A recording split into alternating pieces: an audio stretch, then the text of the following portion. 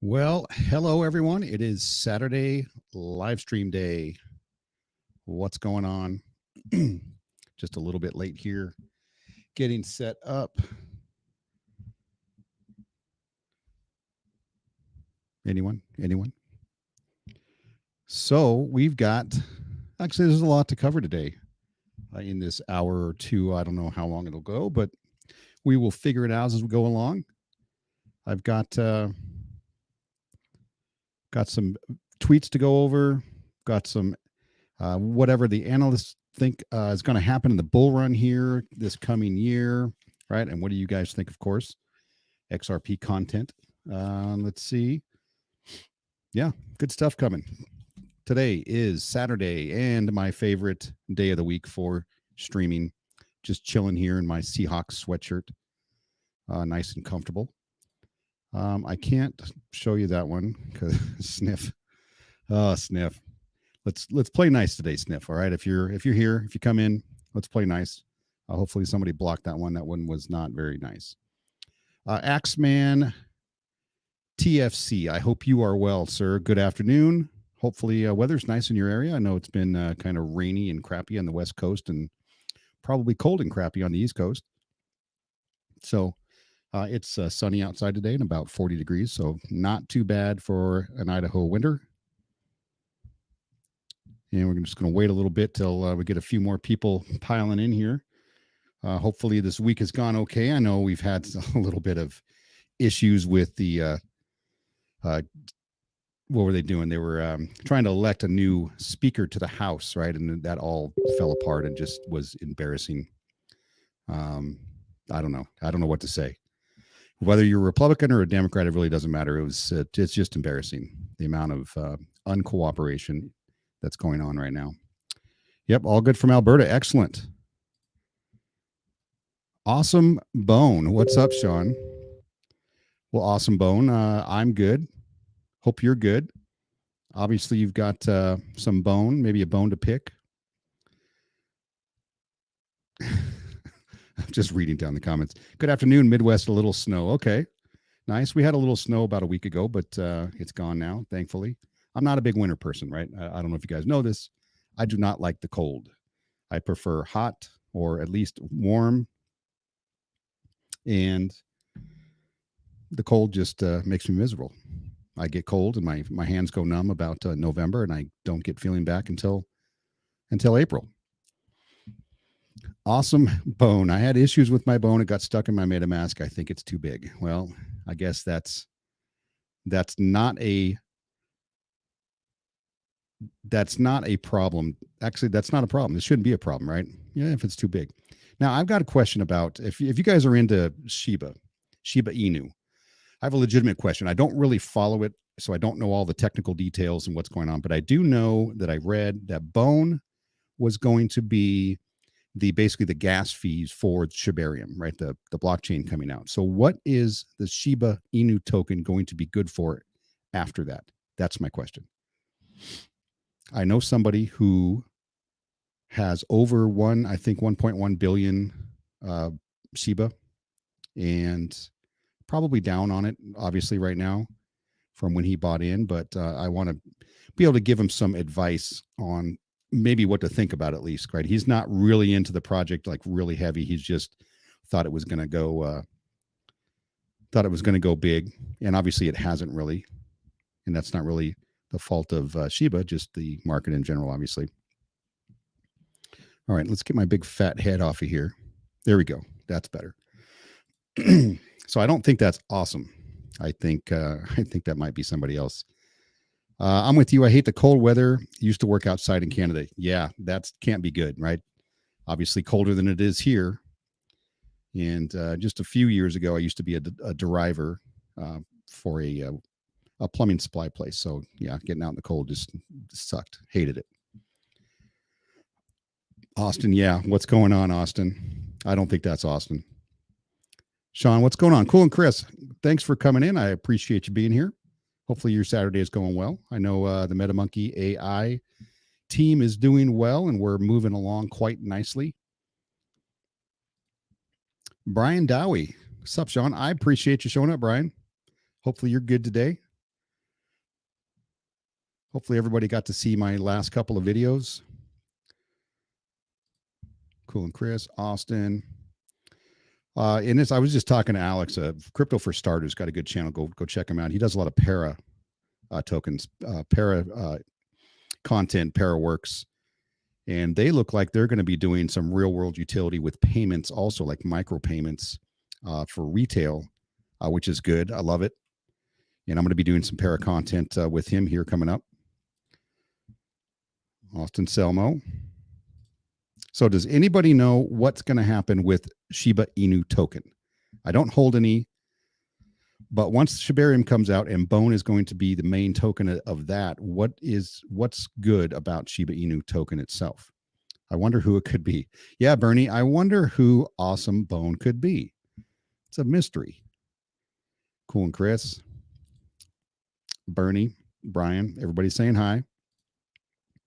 Sorry, I can't stick around. I'll watch later. Have a great afternoon. Hey, I appreciate you just popping in for a minute. That's cool. I appreciate it. Really do. Selmo.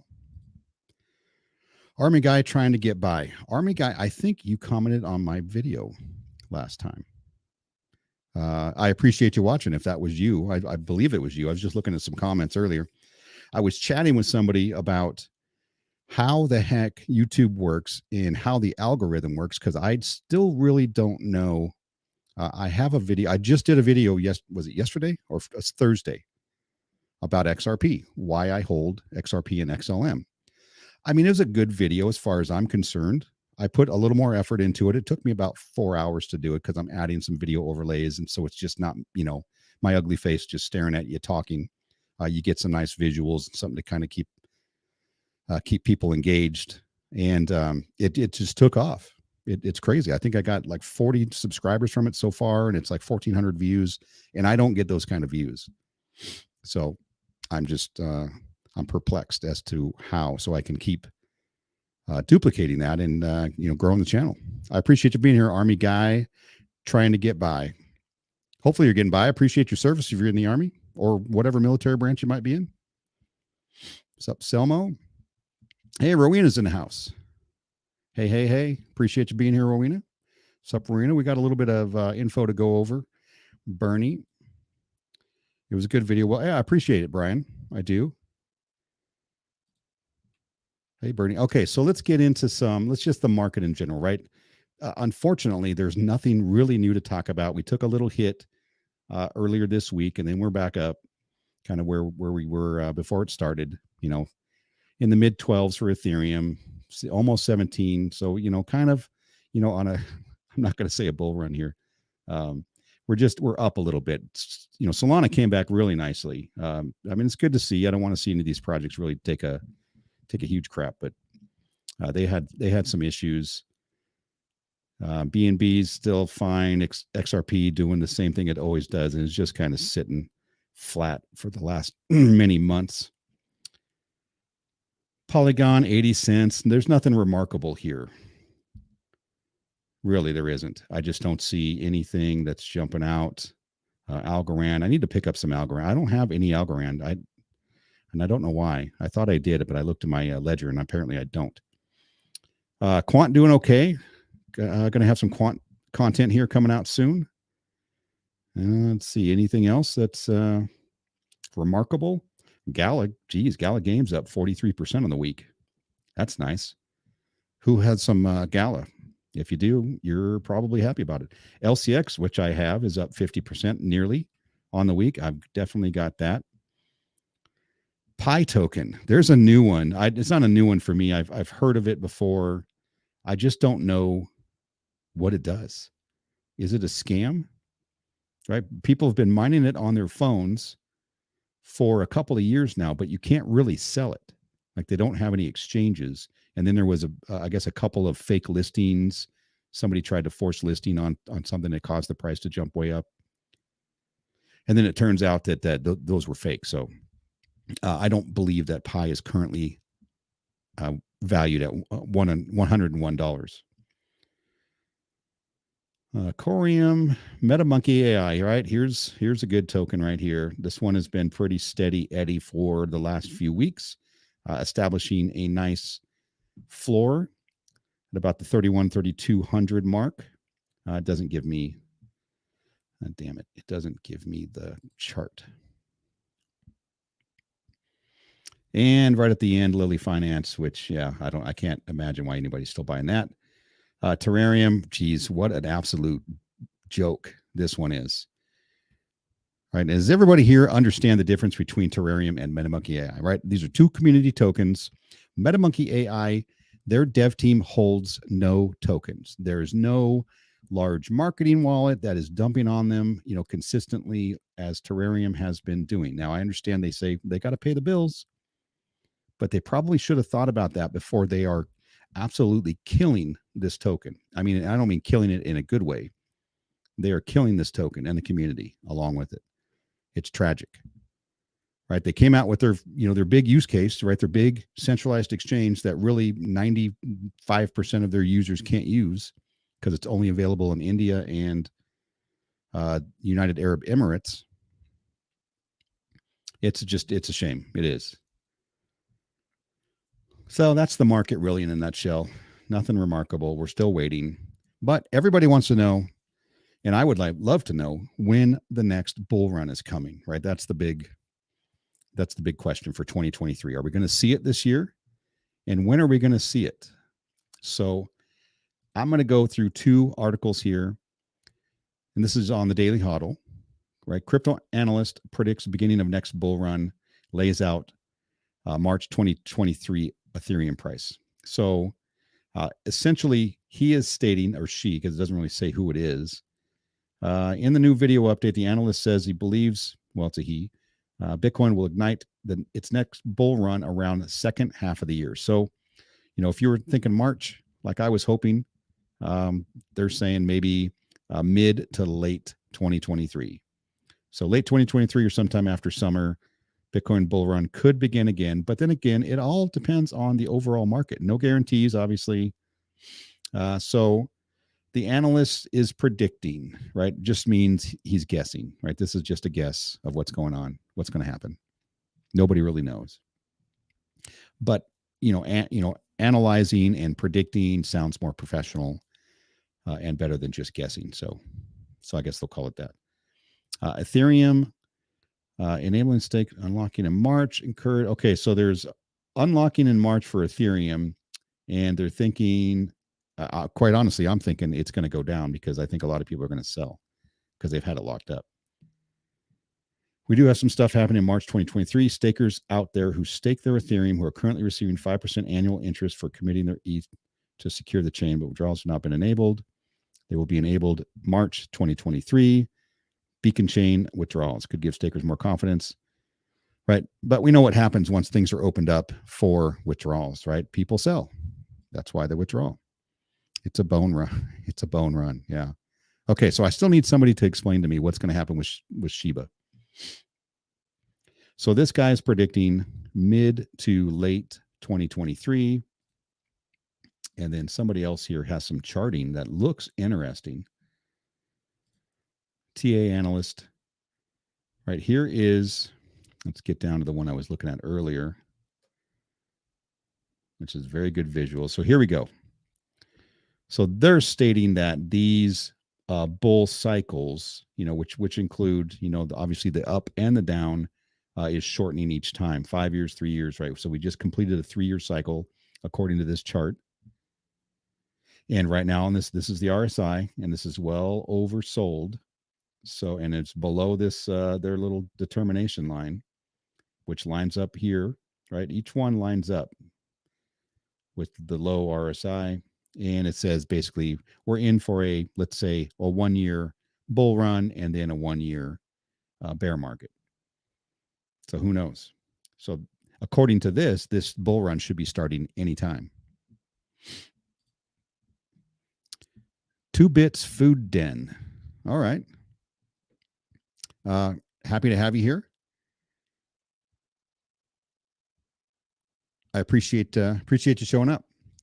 2 Bits Food Den says, Pete, Bitcoin has never been this oversold on the RSI. Yeah, as you can see, it's well down, right? Which, and I think a lot of people are looking at this and saying, hey, we should be bouncing back any time now. But what's going to be the catalyst that's going to start that? right? If we continue to have all of these companies, these crypto companies, taking a beating and going under, filing for bankruptcy, stopping withdrawals, people are losing their money, right? It could drag on in the entire year. History shouldn't be followed right now. Yeah, history is. It really all depends on current market conditions, and right now they suck. They're terrible. It's reacting too much to news for history to track. Yeah, yeah, and it's still reactive to everything that goes on in the overall financial market. Yeah, I assumed it's you, Bernie. I 2Bit's Food Den, which is funny. Obviously, 2Bit has a channel on crypto, and Crypto Demon, I think, recently started a food channel as well, and I think he's called the Food Den too. I have to look it up. But I appreciate the comments, Bernie. That's that's what we're here for. BTC does follow cycles, but this cycle has been broken. Yeah. Yeah, so I don't know about this, right? And according to this anyway, it's basically stating, up to 2027, 2028, Bitcoin could be at 200,000, right? Which a year ago they were saying, 2025 Bitcoin's going to be $500,000. It's going to be crazy, but who knows? Who knows what's going to happen, right? This whole situation is going to change once regulations come out and they start shutting crypto projects down, and then the IRS taxing the heck out of it. So yeah, no, I agree with you. Things, but these kind of things, at least will help you sleep at night, right? If we think this, excuse me, if we think this bear market's going to be indefinite, then that doesn't help anybody. So, but I thought it was interesting, the charts that they can make up, and these are all the same things, right? RSI oversold, and kind of correlates to this, channel that's running, right? And obviously the white line's prediction, and it's or a guess. So who knows where we're going to be? Hopefully, we see something in the next few months. That's what we can hope for. It's my understanding Shibarium just going to burn Shiba Inu and decrease supply much faster. So, and doing that, burning Shiba doesn't, what does that help, right? That doesn't help the price unless the act of burning creates a desire to purchase the token, right? People need to purchase more tokens in order for the price to go up. Just burning it doesn't do anything. That's I don't know. I'm thinking I'm going to tell the guy I know that I think he's got 1.1 billion, unless he's purchased some more Shiba, then maybe he needs to, dump half of his and, buy Bone, because he doesn't have anything else. That's the only thing he's got on the Shiba ecosystem. Hopium doesn't help me sleep. I like to be realistic. Yeah, you know what? I like to be realistic too, but, I try to be positive. It will come back at some point. I mean, we do know that, not all of the projects are going to come back with it, though. I think we're going to end up losing a lot of dead weight here, this year. And especially if, perhaps we do get some sort of clarity in the crypto market. And, it's going to cut a lot of these projects loose, or at least they're not going to be able to operate in the U.S. and U.S. citizens won't be able to participate. I mean, legally. Juan Gonzalez is here. I appreciate it. I hope you're having a great Saturday, Juan. Are you working today? And Wilson 509 Crypto, I do appreciate you showing up too. Sorry, I forgot to mention that.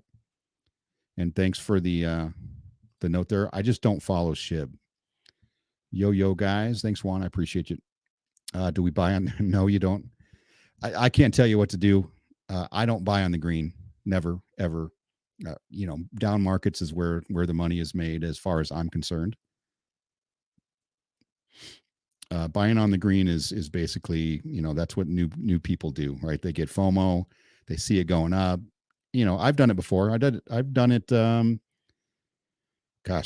Even a year ago. I've been in this market for 6 years now, 5-6 years, since early 2017, and I used to do the same thing, right? You see something running, and you catch it, right? And you don't know how, when you're new, you're like, you don't really investigate. Well, how long has it been running? When's the last time it dipped? that kind of stuff. And so you just throw your money in, and then the next thing you know, it's turning around going the other direction. I buy on red candles only. That's what I do personally. Or do you just throw your money and hope for the best? Well, no, I used to, like I said, and if you're new, you probably do that, but that's not a very good investment strategy, is hoping for the best, even though that's really essentially what you're doing, right? You're throwing money out there, either buying on green or red or wherever it's at, and you have to hope for the best, right? We don't know what's going to happen. I talked about this on a live stream over on Crypto Talks Now channel on Wednesday about, we're still not. I'm into XRP, XLM, Quant, all the ISO 222 tokens, maybe Ethereum, Matic, things like that. But at the end of the day, in 5 years from now, there's still a chance that I'm not betting on the right horses, right? I could get it all wrong. I have no idea what's going to be around. So me, my best attribute that I can do in my portfolio is be flexible, let's say, right? I have to be adaptable. So I have to look at the market conditions. If they're changing, if one of these companies is getting much further ahead than the others or getting real world use out there, then I need to make a change in that portfolio. Bernie, you DCA and accumulate. Yeah. If that's what you're into, if you can afford to do that, right? I've got so sick of the term, DCAN, dollar cost average, because, basically you would have to have unlimited money or just have extra money every week or every couple of weeks to keep throwing into it as it drops, especially when it drops for a year straight, and I don't really have those kind of funds just sitting. So I can, I throw a little bit in here and there when things go, start to really dip. Accumulate crypto in the bear, fiat in the bull. Yeah, and I'm starting to accumulate a little gold on the side as well. Not financial advice. I just, it's gold. You can still turn around and sell it for dollars, if you need to. So you're really not spending the money, and the gold prices don't wildly fluctuate. I know they're most likely being artificially held down, the price. But that it is what it is. So thanks for asking, Sean. Yeah, I just finished my morning shift 2 hours ago. Excellent. Hopefully work is going good for you. Took me a minute to find you, as there's someone else called Crypto Smith. There is another Crypto Smith channel. I noticed that when I started, but when I started, and it was into like ciphers and stuff, more of a technical engineering type space, but he hadn't produced any content in quite a while. So I couldn't get that. So I had to adjust the name in order to get what I wanted on YouTube. But Binance stuff, I haven't seen you in a while. Have not seen you in a while. I was checking out your channel just the other day, just to kind of see what you were doing, where you're at. And it looks like you're still putting out content. I'm sure, I'm not going to say you're happy that Stable Fund is finally gone, but you knew it was going to happen. And maybe you knew it was going to happen, faster than I thought it was going to happen. I thought that at least with all the work they put into it, the elaborate setup they did, that it would be around a little bit longer. Knowing obviously at the end of the day, it's never going to be a long-term project. Optimus, all of those, never going to be a long-term project. But thanks for being here, Binance stuff. I appreciate you. Okay, thank you. Hello, I became a subscriber from the Larry and Mac show. Salamander. Yeah, I think I recognize your name over on their channel when I'm watching them, and I've been on them a few times. I think I'm going to be a regular on their Wednesday show, if they'll have me. They're starting to put out some really good content. Max is really digging deep into a lot of these ISO tokens, and I enjoy his content and the technical deep dives he can give as well. So I continue to learn from his content as well. But I appreciate you showing up. I do. I really do appreciate every subscriber I got. It humbles me, and just as a person, that anybody's going to come and even care to listen to what I got to say. Swampy, what pot can I stir? Well, Swampy, I don't know that there's a whole lot of stirring to be had right now. You missed what's his name? Sniff. You missed Sniff's very first comment. I think he commented on it yesterday as soon as I came up, put my the notification up for the live stream.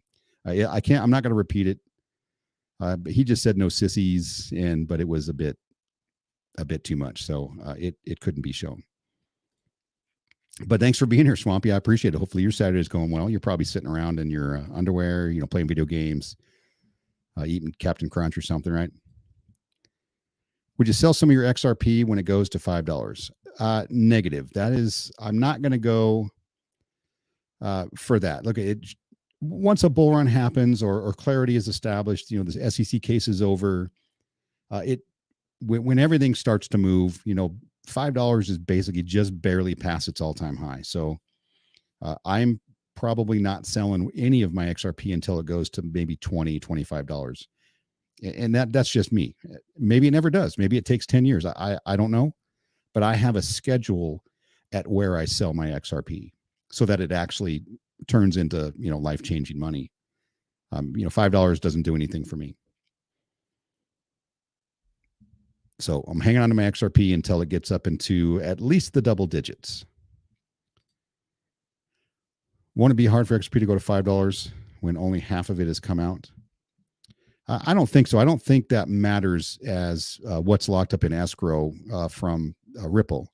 And they come out with, I think they just came out this month with a billion XRP on the market, but I don't think any of that actually goes to exchanges. It goes to be sold or transferred to banks and institutions for on-demand liquidity.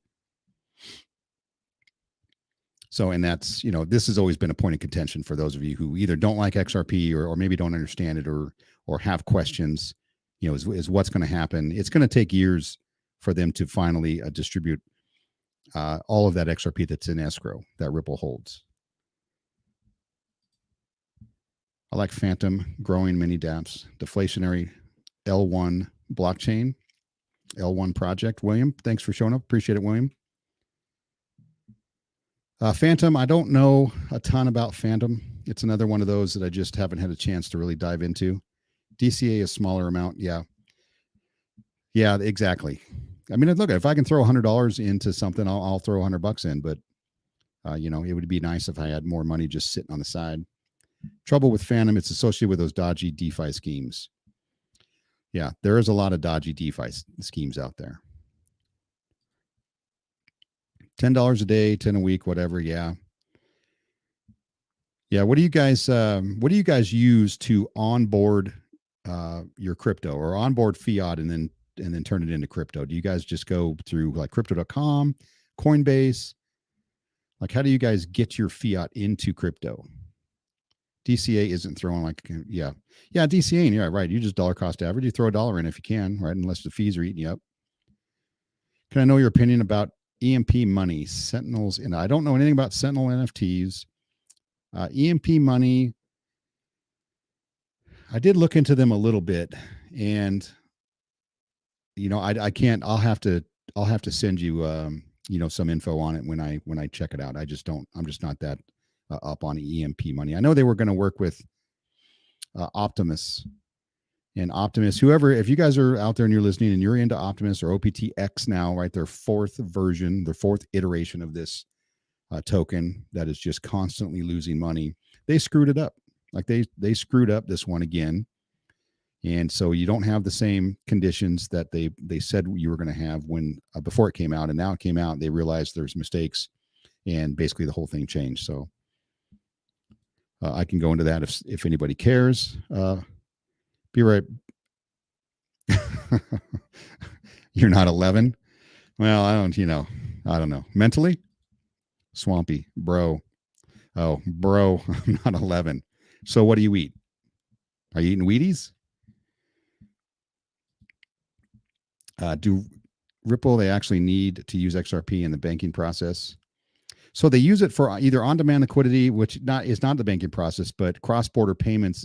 Banks will utilize that. Banks are utilizing that now. There's a lot of banks and financial institutions that utilize XRP to settle these cross-border payments in seconds, right? That eliminating the need. This is the whole idea of why XRP was created in the first place. This was the first use case they came up with when they came up with XRP is settlement of cross-border payments, right? And they wanted to replace SWIFT. That was the idea. Now, I don't think they're going to do that. They may work with them.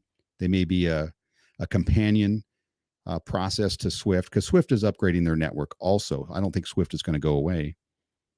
but that was their idea, was to get rid of the need for these what they call nostro vostro accounts, where basically if one company wants to send $100 million or 100 or a million, let's just say $1 million from one of their banks or one of their um, institutions to another one across the world in a different country at a different bank, each one of those banks needs to hold $1 million worth of capital in, right? The bank, let's say in India, has to hold $1 million in US dollars, and a bank here in the US has to hold $1 million worth of rupees.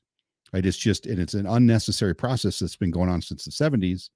And that's why XRP was designed in the first place, to eliminate the need to have all of that money out there and to free up all of that capital for these companies, banks, and countries.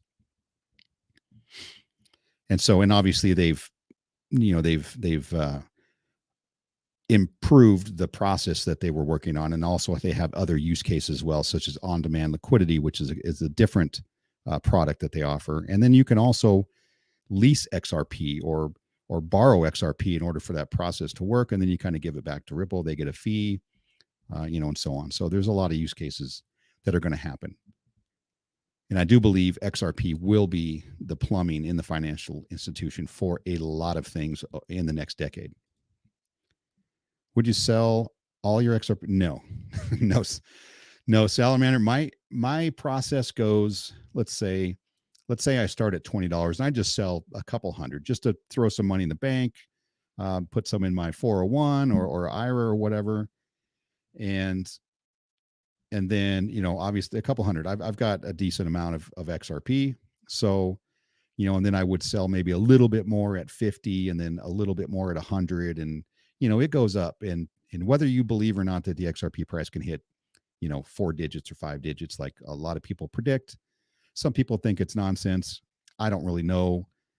I know that once utility hits, you're not going to really look at that kind of a token or that kind of an asset in the scope of market cap, right? The market cap's going to be too high. It doesn't matter. Nobody goes and buys gold and says, well, gold's never going to reach, $3,000 because look at the market caps. Market cap's going to be too high. Nobody cares, right? When you have utility, it doesn't care about market cap.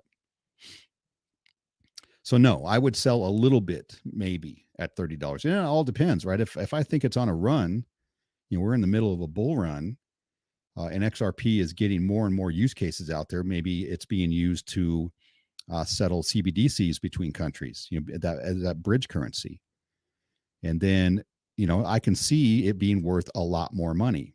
And then we may come into this situation where XRP actually just gets some sort of stable price. They just say, hey, you know what, we're going to need, I don't know the mechanics of this, how this would work, but we're just going to set XRP at, $100 or $500, $1,000, whatever it might be, so that it's now basically a stable coin. And then all of these other countries can utilize that and not have to worry or be concerned about price fluctuations, even though because it settles in seconds, the price fluctuations don't really matter like they would if you were in Ethereum or Bitcoin or something that might take a lot longer to settle.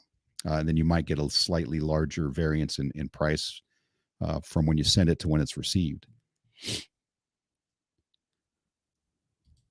But these are good questions, right? Those are good questions. I've never had anybody ask me when I would sell it.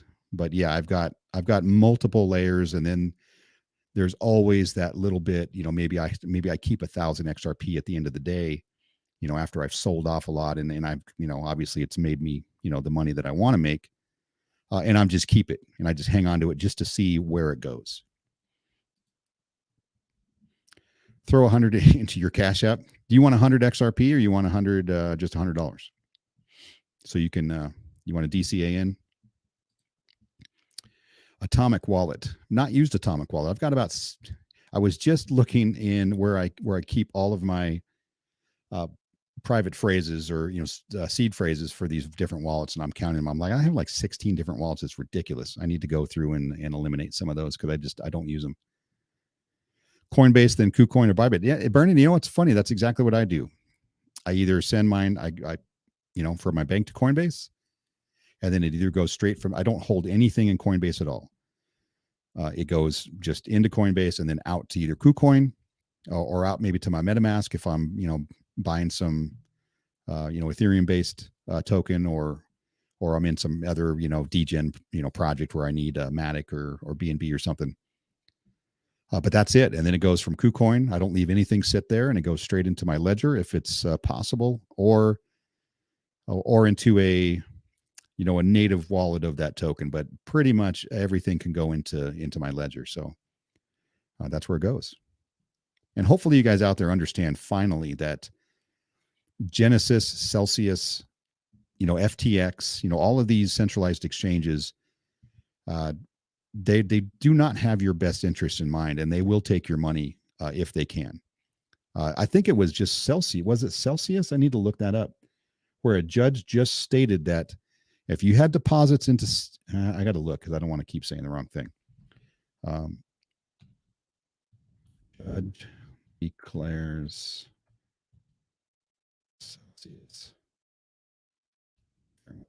Celsius.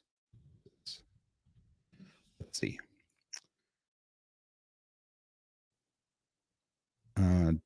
January 4th, federal bankruptcy court ruling the crypto platform customers do not always own their.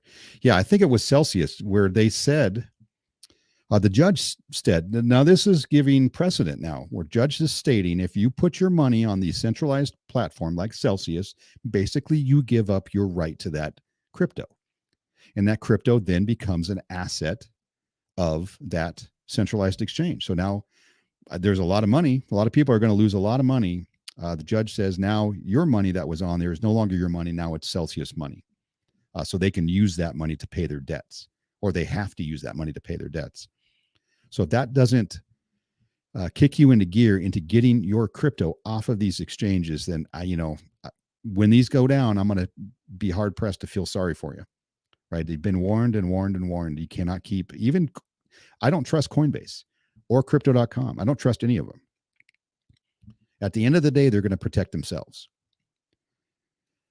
XDC, of course, and Quant. Yeah, absolutely. I'm big on Quant. Very big on Quant. I own Quant. I bought it when it was under $50. I'm sitting on a little, nice little bag of it. Quant is something, because of the low supply, I think it can easily have a 4-digit value. Easily. Right. At some point in the future, once Quant is actually starting to get utilized out there in mass, you won't be able to purchase it anymore because businesses, financial institutions are going to have to own some Quant in order to utilize the network. And what does Quant do? Well, Quant is one of those. First, they have an overledger product.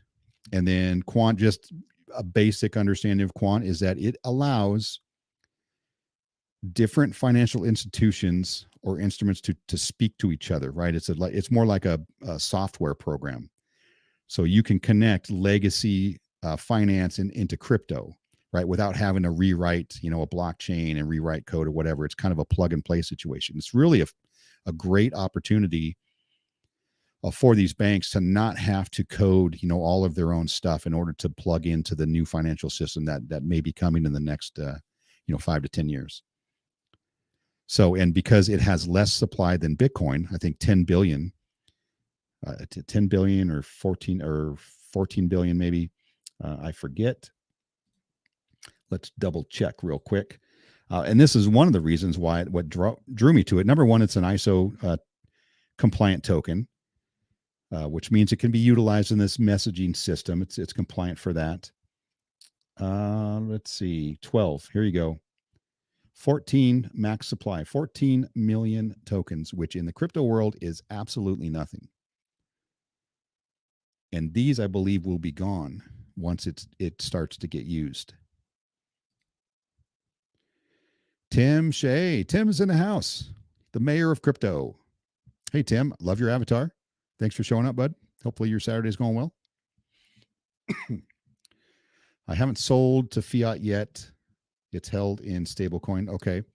Yeah, the stablecoins you got to be careful of too. And unfortunately, it's, everything is just a little bit sketchy right now. And to be honest, what's funny? I've been putting money putting my fiat into crypto for several years. And I have not once gone the other direction and taken it out and put it into fiat. So once it becomes life-changing money, and obviously you're going to pay your taxes, right? If you're taking profits and you're in countries that, demand these things, pay your taxes. Do the proper thing. Don't get yourself in trouble. Don't try to avoid the tax man. They're going to get you every time. Held in stable funds. So I was going, or in stable fund, in stable coins. Stable coins right now are having a tough time too, because they have to show their assets. What are they backed by? Right, which was right Do Kwon and the whole Terra Luna situation. Right, it wasn't backed by anything, or was backed by some Bitcoin and some other assets, but it wasn't nearly enough. USDT or Tether right now is in question on what assets they have backing them, because they're refusing to show their full audit. They just say, they're in the whole trust me, bro, situation right now. Trust me, we got it. Right, until they don't have it. And I don't think they're going to be able to sell their assets off fast enough if they have a bank run. So if it's in USDT or Tether, I'm just saying, just be careful. Have you heard of XRP buyout? Yes, Salamander, I have. This is a great argument point in the XRP community and probably all of crypto. The idea is that, let's say the government, say the U.S. government decides, number one, it's a security. Number two, it's a significantly, I forget what they call it, basically where they say, we're going to need to take control of the XRP that's out there, because we're going to utilize it for, let's say, a US CBDC and for payments that way. And so they're going to say, well, private individuals can't hold this any longer. So the idea is, in the Val Hill Capital and I forget what his name is, Val Hill, he and a group of actually very smart people, are getting together and analyzing what a real proper value would be for XRP, in the future, or if it was going to be used by the government, like what kind of value would it have? And they've come up with some, fairly crazy, high numbers. And I don't know if I really believe it, but it serves two purposes, and people don't really understand this about it. So they're saying, so just to finish that thought, they're saying that, let's say the U.S. government says, hey, we're going to give you $10,000 for every one of your XRP. We need to buy it all back right now. And right, this is going to make a lot of people, very, very wealthy. Right, there's going to be a whole new group in that 1%er club, or even the 10th of 1% club, me included. So I don't mind that idea. How real is that? It's probably not very realistic. Less than a 1% chance of that ever happening. But it also serves the other purpose, that this is what people miss on this one. They talk about, oh, it's just a ridiculous theory. It's stupid. People, they don't know what they're talking about. Well, these are not stupid people. The other purpose it serves is that if they ended up taking your crypto for some reason, and XRP in this instance, that there would be massive lawsuits. And I mean, probably the largest lawsuit you've ever seen, for all of the people who held that particular token, XRP in this case, and what its real world value would be if they just stole it from you. Right? They just shut all of the wallets down. They didn't allow any more buying or selling. I have it in my Ledger wallet. Maybe they didn't allow me to ever sell it. Like, there was no exchange. There was no off ramp for me at that point. And they say, well, you can't use it now. You're just going to give it back to us. Right? Well, first of all, I would burn the wallet rather than give it back to the government. But if they were able to take it, they're establishing a value so that in case that something like that happens, which that's less far-fetched than them just offering a buyout. So that's kind of where that goes. And people miss this about it, right? And it is kind of ridiculous, and it's crazy high number, but that's what it's for. So, take it for what it is. Are they going to buy us out at $10,000 or $25,000 per token? No, I don't think they are. I don't think how I don't think that's how this ends.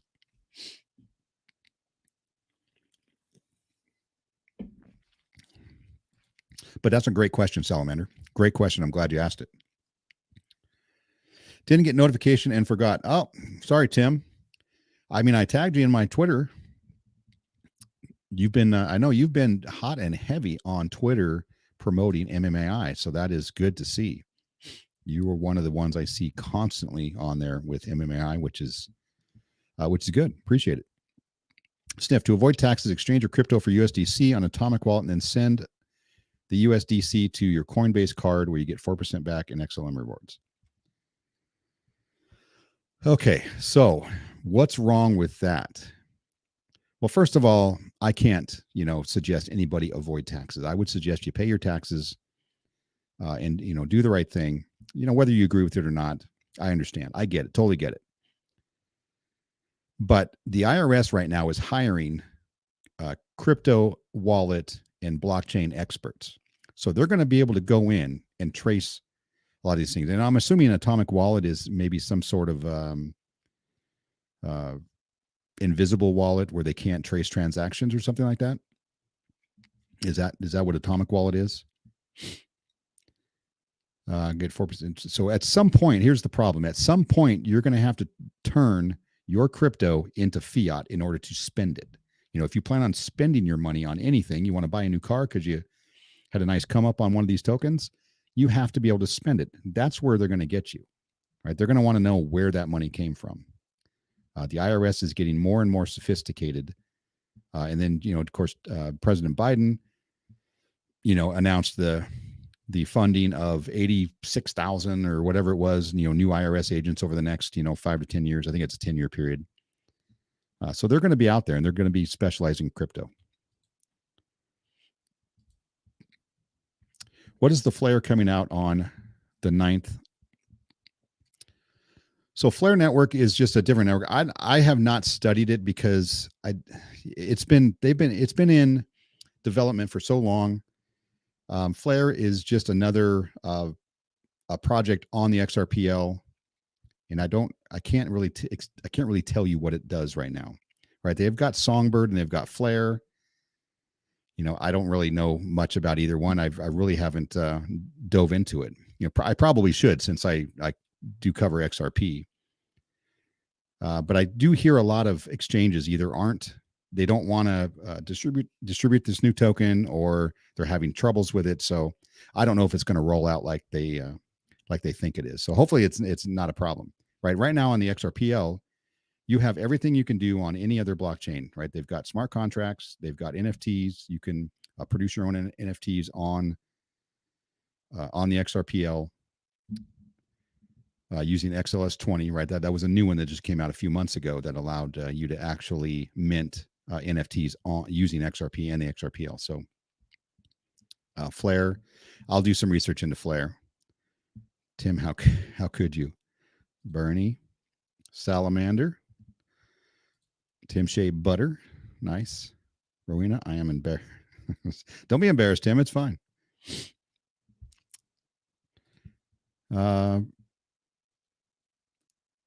Salamander, that didn't translate very well on my end. That didn't translate. 6IXMIS fit 3IU. Wow, that's hi. I want to offer promotion of your channel viewers, followers, etc. Chat bots. The price is lower than any competitor quality. Oh, this is an ad. So you're okay. Yeah, we don't need to. I think I'm good. There are 2 Tim Shays. How long will it take for Sean to notice Tim in the chat? Is there 2 Tim Shays? Have I not noticed? I think I got Tim. I must have missed something. Sniff, I saw the other guy in the chat. He's a producer, I think. Thanks for what you do with the XRP Army and ISO 20 future. Oh, Salamander, the $5 donation. I appreciate that, Salamander. Man, that is awesome. Not necessary, but always appreciated. Utility is the answer. I'm waiting on Larry to buy 1 XRP. Yeah, we've been hounding Larry for quite some time. I don't know if you were on the other night where I told Larry, he made a prediction where the next Fed meeting the end of this month to see whether they're going to, whether they're going to raise rates or not again to fight inflation. He had a bold prediction, said they are going to actually lower the interest rate, right? Which, to me, I don't think that's very realistic. But I told him if that came true, if his bold prediction came true, I was going to give him 100 XRP tokens just so he can start his bag of XRP, because we've been on him for the longest time, even though obviously you can't tell people what to buy or sell, but I don't think it's going to hurt to have a little bag. But Salamander, I do appreciate that. I really do. Oh, there. Okay, now I see. There's two Tim Shays. Gotcha. Now I know. I'm reading. I don't really look at all the avatars all the time. Have you been following this Logan Paul crypto zoo drama? Yes, I just barely. I don't really listen to CoffeeZilla too much. And CoffeeZilla is, I'm sure, who you're talking about, Swampy. I'm surprised you follow this at all. But Logan Paul, has some beef with CoffeeZilla. CoffeeZilla is basically stating,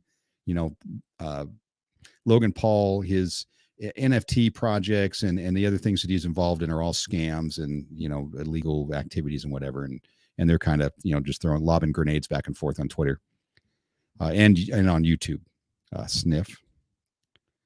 Tim Shea. I think it was Celsius. Yeah, Celsius is it. Yeah. And it was crazy. I couldn't believe it when I heard that, right? The judge is stating, right, you're giving up your rights to that crypto once you put it on their exchange. And that's going to be something going forward. Salamander Larry will just keep putting it off. Yeah, Larry, he's a stubborn one. I don't know what he's waiting for. It's a ridiculous decision. Yeah, I agree. Sean is a Luna C Maxi. Yeah, that's funny. Sean is not a Luna. And you know what's funny is when you say lunacy, it's lunacy. It is lunacy that people continue with this nonsense on the Luna Classic chain, right? They're basically kicking a dead horse, hoping it's going to get back up and run. And, and maybe it does, and people, can make some money on it.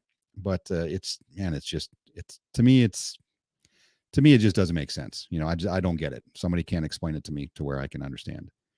It's like saying if I put my money in Barclays, they now own it. Yeah, exactly. Or you just put your money in Bank of America and now it's not your money anymore.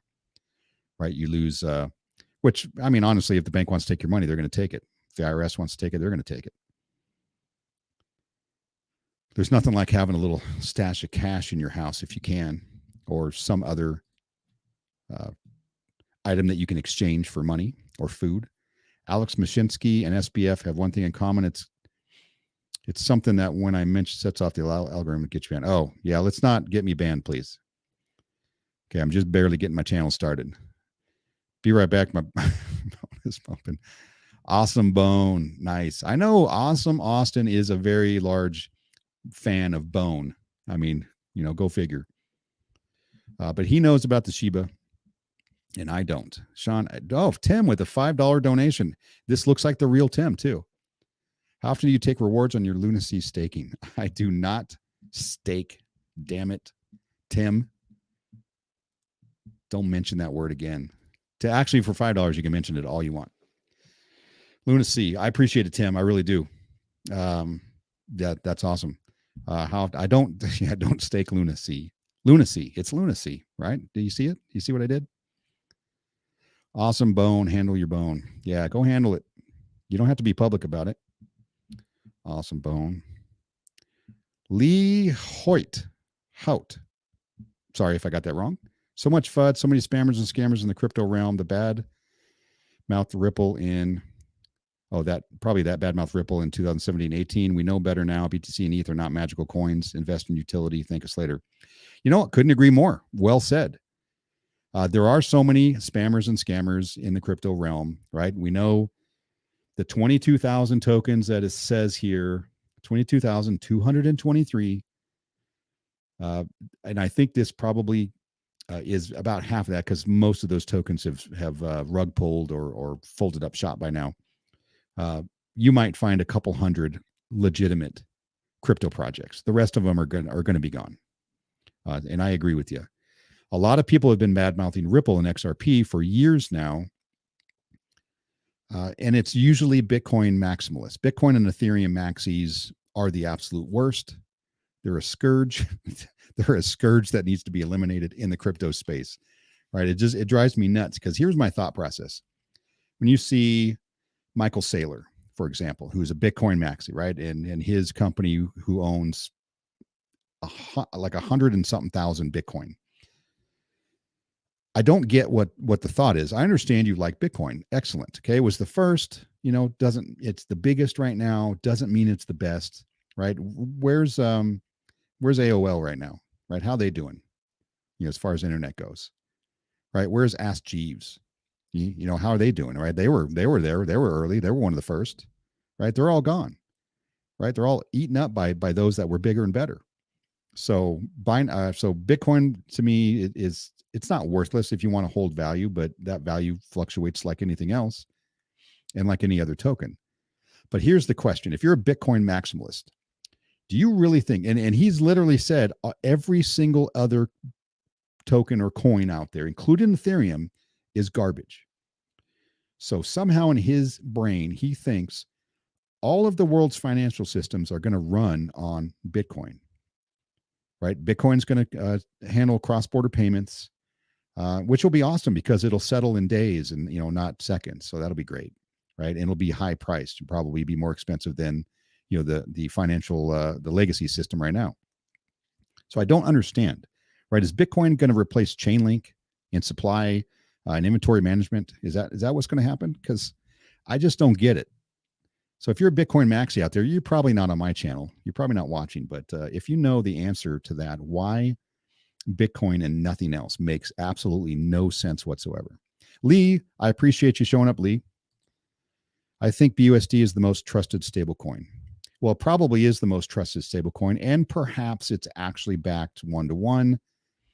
We have to really believe in what CZ says, because there's no real way that we're going to know until there's a bank run on it and they can actually come through it, with flying colors. I just don't. If you're going to have to trust one of these, stable coins in order to move your money around, really. And BUSD, I don't have an issue with them right now. Hasn't done anything to me, hasn't done anything to look shady. It was, it was kind of a dick move, on FTX, but I'm sure he did what he thought was best and had to take that situation down, right? And it was going to come down one way or the other.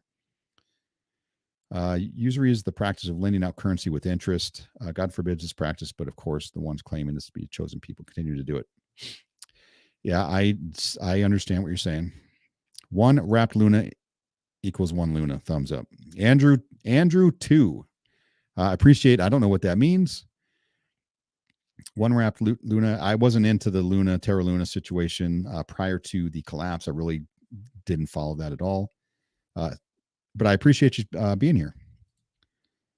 I wouldn't trust USDC as it is controlled by DCG. Yeah, well, DCG is now having issues, and I wouldn't be surprised if they're out of the picture here, this year. Right? They're having some serious liquidity issues.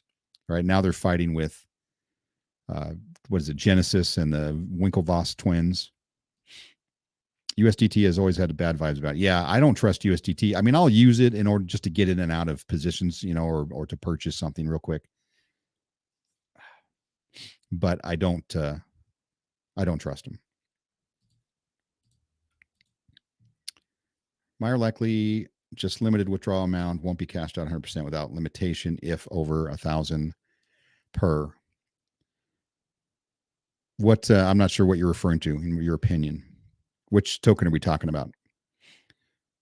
They'll do that, but then they'll let you buy and sell again after you receive the mark. Yeah, I know what you're talking about there too. I grew up in church, and I went to a church school when I was younger. In Canada, max withdrawal 8,500 wrapped Luna.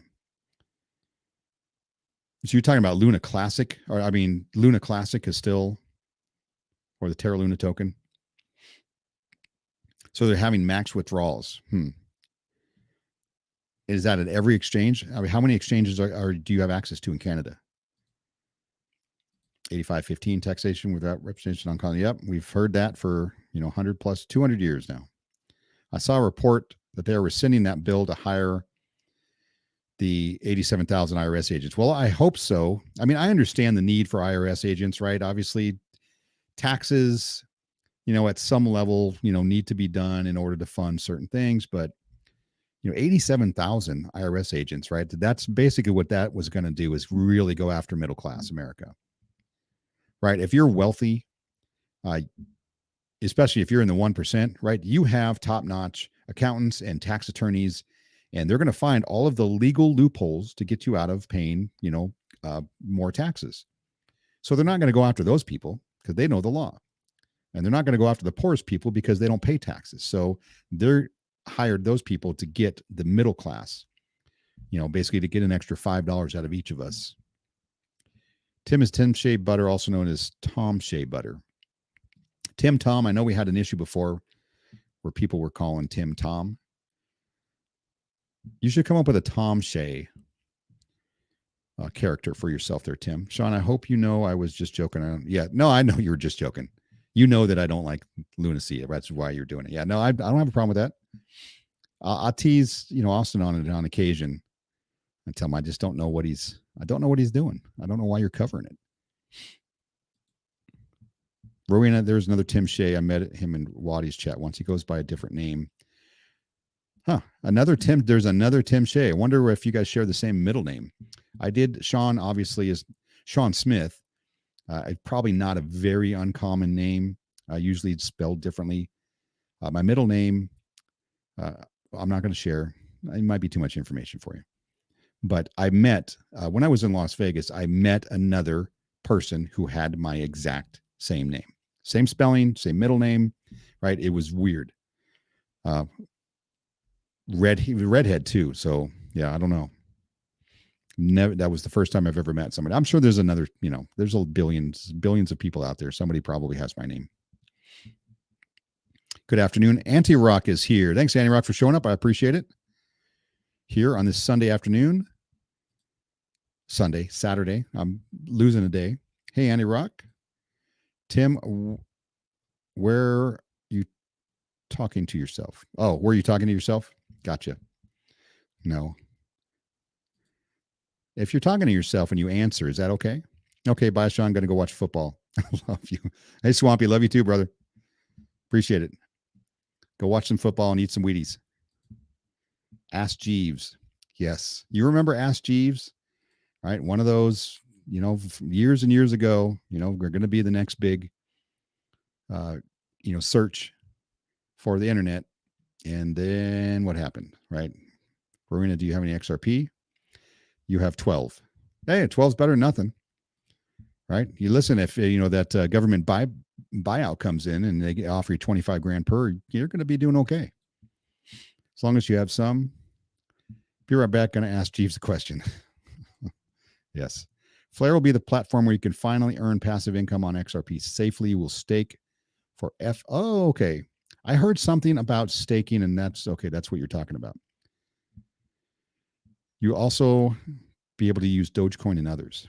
I'm not a big fan of Dogecoin, although, I don't hate it. It's just, it can be used as a payment, but I think, doesn't Dogecoin have like an unlimited supply?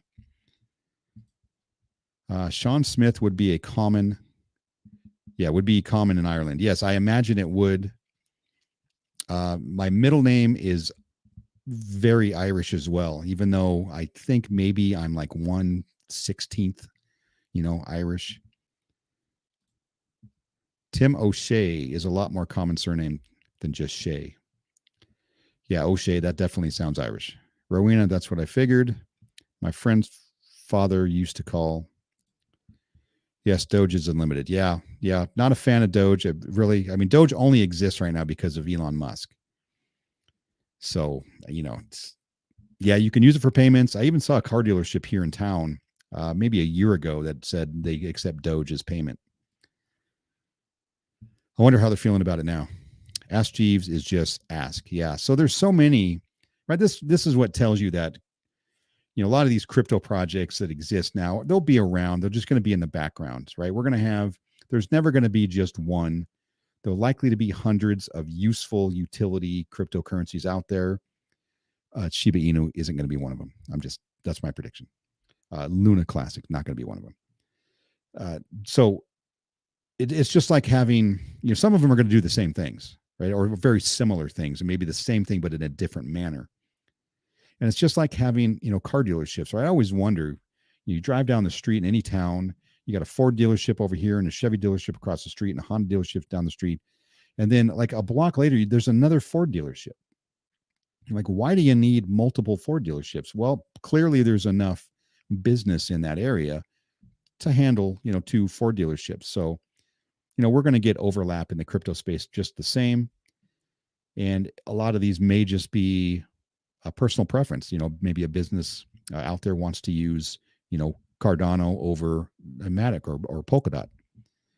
Have no idea. Maybe Solana in the future will get their act together and they'll stop, their network will stop going down. Me, Timmy O'Shea was when I was little because I used to get so upset. You get mad like an Irishman. Doge is a fork of Bitcoin. Right, but with unlimited supply, it just seems like not a great idea. I urge reviewers to search Codius and Polysign all tied up. Yes, Codius, and Codius isn't a token. Polysign's a company, and I think they're going to be going public soon. And then, of course, Ripple, as soon as the lawsuit's over, even though they're saying if they lose the lawsuit and it's XRP is considered a security, they're going to move out of the country. But I don't think that's going to happen. Ripple's going to go public as well. So they're going to need to keep, somewhat decent terms with the SEC if they're going to go public. And the second they go public, I'm going to buy, right? I'm buying into it. And that begs the question, what happens if Ripple loses? Let's just say Ripple loses, their XRP is deemed a security, right? They take $1 billion fine, and now XRP has to be registered with the SEC. What happens, right? What's the big deal? People say, well, why not? Just register with the SEC and get it over with and then move on, right? It's still going to be used, right? The rest of the world, where 95% of Ripple's business is, that's not going to stop because the SEC deems it a security. So what is the problem with them deeming it a security and they have to register it here in the US, right? What is the problem? And I'll tell you what the problem is for most people, and this is me included, is that if it's deemed a security and it's a security of a company that isn't public, basically it's a private offering, which you can currently buy private equity in companies like Polysign, like Ripple, right, who are looking to go public in the future. You can get private equity in these companies, but you have to be a what do they call it? Not a registered investor. I forget what the term is, right? You have to have so much money in assets. I think it's $1 million. Basically, you have to be a millionaire in order to purchase securities like that, like private securities. And so that's the problem. So now all of us that own XRP, what's going to happen? Are they going to say you have to give up the XRP because you're not a certified investor or whatever it is they call it? I forget. It's just it escapes me right now. But anyway, but that's what the problem would be at that point. If they just said, okay, it's a security, now you have to register, and you can only be you have to be a registered investor or a God, okay, now it's bothering me. Now it's really pissing me off.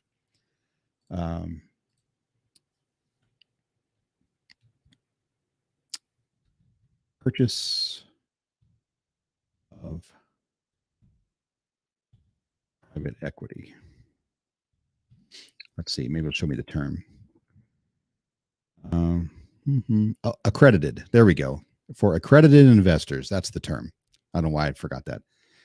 So you have to be accredited investor, which means you have to, fill out a form and you got to show proof that you have so much money in cash reserves and you've got, some sort of financial background or knowledge. And basically, it's the SEC's way of saying, unless you're a millionaire, you don't know what you're doing, right? We're smarter than you. Like, you might get yourself into trouble in these investments. And so you have to be accredited, which essentially means a millionaire, in order to purchase like private equity and things like that. So that's what it means. But what happens to those of us who are not accredited investors and we hold XRP, which is now considered a security? So there is the big question. I would say if the lawsuit's done and XRP prices, go through the roof or whatever, I mean, I might be an accredited investor at that point. XRP, XLM, XDC, Algo, HBAR, IOTA, CELO, API3, Casper, VChain, Cypherium. Yes, I just was looking into Cypherium just the other day. Are the ones to check out. Yeah, I 100% agree. CELO, I'm not sure about CELO. I know IOTA, HBAR, all of these, and I would put Quant on that list as well. But Cypherium, I still have to really do some research on. The same with Codius. API3, I don't know that one either. Accredited investor, $250,000 per year. Yes, yeah, there are different qualifications you've got to meet in order to be an accredited investor, or 350 with spouse. I don't make $250,000 a year, so I'm just throwing it out there. Accredited investor, or 1 million Chicago Brew. I think this is the first one. I appreciate you showing up. I hope your Saturday's going well. Thanks for the support. Or 1 million in assets, not including primary residence. Right. Other assets other than your house. Ethereum has an unlimited supply also, but it has a burning mechanism, so now it's deflationary. Yeah, I'll tell you what. If Ripple loses, I believe Ethereum is next on the chopping block for the SEC. They already mentioned it. Gary Gensler already mentioned that they may deem Ethereum a security because of the proof of stake that they just moved to. 250 and 350 meaning income. Yep. No, I got you. Yeah, Quant. Yep. I'm big on Quant. ALBT. That's another one. Yeah, that I'm looking at. It has to do with identity, security, and all that. Not yet, Sean. Not yet. Me being an accredited investor. Yeah, I guess I would love that label one day, and I'm sure I'll have it at some point. I'd have to sell my house and do some stuff. Probably rob a bank. I don't know. Gensler should be gone. Yeah, I don't know what's going to happen. It's obviously Congress. They can't even get their act together right now, right? It took them, 15 votes to agree on who's going to be the speaker, and now McCarthy is going to be a very feckless or weak speaker because he had to give up so many concessions to kind of the alt-right, side of the Republicans, that he's really not going to be able to do a whole lot. He's not going to have a lot of power. But he's somebody who was hell-bent, who thought he deserved that job, right? And he's been working towards that job and title for years. And that unfortunately is not a reason to be elected as Speaker of the House.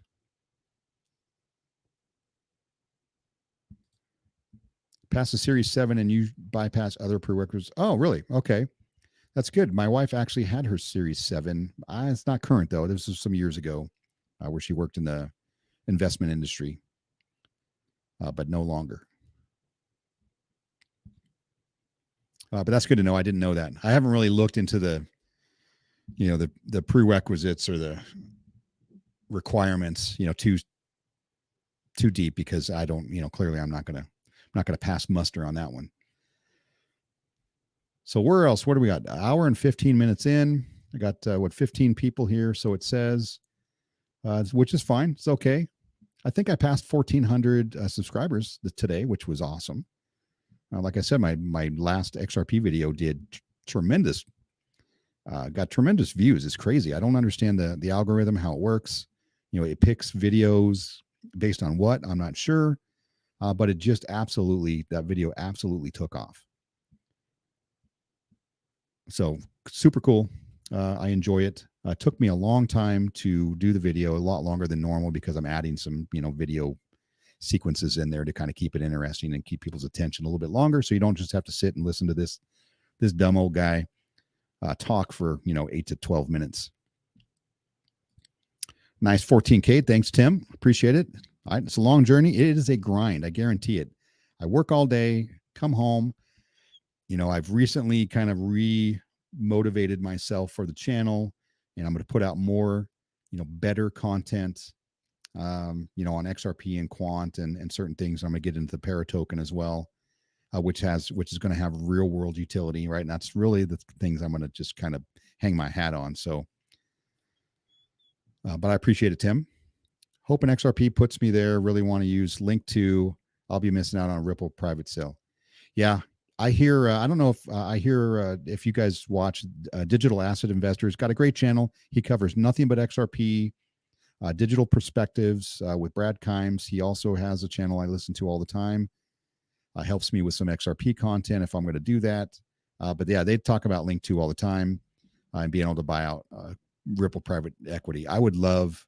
I mean, it would be awesome to have that. Like that's going to hit, I think, really big if you can afford to do that, or if you're accredited and you can get in on this private equity sale. Oh, it's funny. I didn't even notice, Tim. You said 14K. I'm 14K is around the corner, right? My goal at the end of 2023 is 10K. Right. Hope to have 10K. Binance stuff. I did a video on XRP a while ago, and I got lots of comments on it. The XRP army pick up on anything, I think. Yeah, it's a big army out there, the XRP army, and they're passionate about XRP, right? Then they, I'm a believer in it. I think at some point in the future, it's going to be utilized. I'm sure not for all the, some people say it's going to be all the money, but not all the money. XLM is going to be out there. And I'm sure there'll be other tokens that we'll be talking about a year from now that'll be out there in the kind of in the financial plumbing, of this new digital currency system we're going to have, in the next, let's say 5 to 10 years.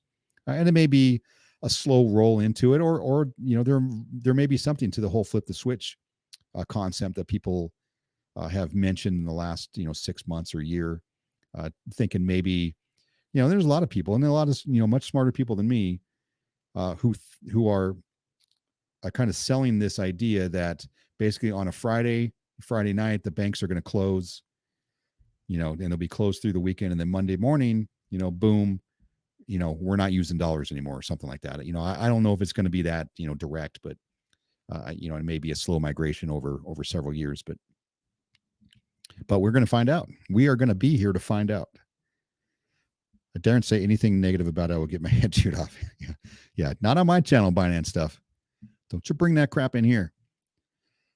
I understand people have feelings, both ways. Some say it's garbage. I mean, I don't understand people who say it's useless and garbage, because I do believe it is the highest use case crypto on the planet today, being used currently by banks, financial institutions, and Ripple, along with the XRP token, are being studied and utilized in other countries. Like I did a video on Palau, how Ripple is helping them build their own stablecoin.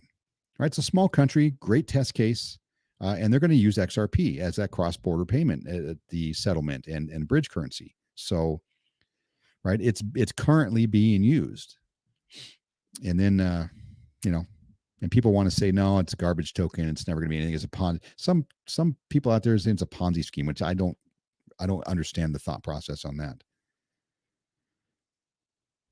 But once it gets out there and it is actually being used as a bridge currency from CBDC to CBDC, and it doesn't matter what that country's CBDC is using in order to move value, right? They could be using XLM. Maybe they use another token. I don't know, but and maybe they use XRP. The CBDCs maybe use XRP to move value also. But when you have to spend, when a country sends another country money, or a bank, a central bank of, that's what I mean by I say country, the central bank of that country has their own CBDC. No other country wants to use that, right? They want to use their own money, just like we do now, right? We want dollars in the US, and you're going to use pesos in Mexico. But when the US sends, a massive amount of money to a central bank in Mexico, right, there needs to be a bridge currency to translate that money, and on-demand liquidity also, which is another use case, and it's going to turn that money into pesos without having to have a massive stack of pesos in a bank here in the U.S. and a massive amount of U.S. dollars in Mexico. So that is the big use case, right? That's in a nutshell, right? If you just want simple terms, I think that's it. But Binance stuff, yeah, don't bring that negativity in here, man. I'm not going to chew your head off. I do enjoy different thoughts and different opinions, right? We're not all going to get it right. I'm sure a lot of stuff that I've already said is probably not right and may not come to fruition, but it's what I think, damn it. And I'm going to say it on my channel because it's my channel. I can say whatever the heck I want. Great thing that it can be a bridge currency, all the money, XRP. Yes, it can be, and it may very well be the bridge currency on the planet that moves, money from central bank to central bank. And XLM, I make a case for XLM being used retail, and we may actually transact in the XLM token if we're buying stuff, maybe something similar to Venmo, where you're just sending money around or where you need it. Maybe XLM is that token that's used for these micropayments and retail side peer to peer, if you were, or as it were. So therefore, also my case was that in the future, most people will never know what XRP is. They'll never even heard of it. Maybe they'll heard of the company Ripple, but maybe they won't know XRP because XRP will be running in the background. There's no reason for you to know it. Just like I've asked people at my work and people that I know if they know what SWIFT is and what that SWIFT system is, the messaging system for bank transfers. And I've had, let's say 1 out of 10 understood or even heard of the company SWIFT, right? Even though it's obviously used and moves trillions of dollars, they've probably used it in their life and when they transferred money to some other country or another bank, wire transfer, but they've never heard of it. I think that's what's XRP is going to be in the future. So I do think that XLM is going to be much more popular because people are going to know it and hear it. That's just my opinion. I could be wrong. Daniel Gayton in the house. Daniel, the Cryptosmith, ETH is up today. Is ETH up today? I appreciate you being here, brother. I do. Hopefully your day is going well. Ethereum, it doesn't really look like it's up. It's up 5% this week.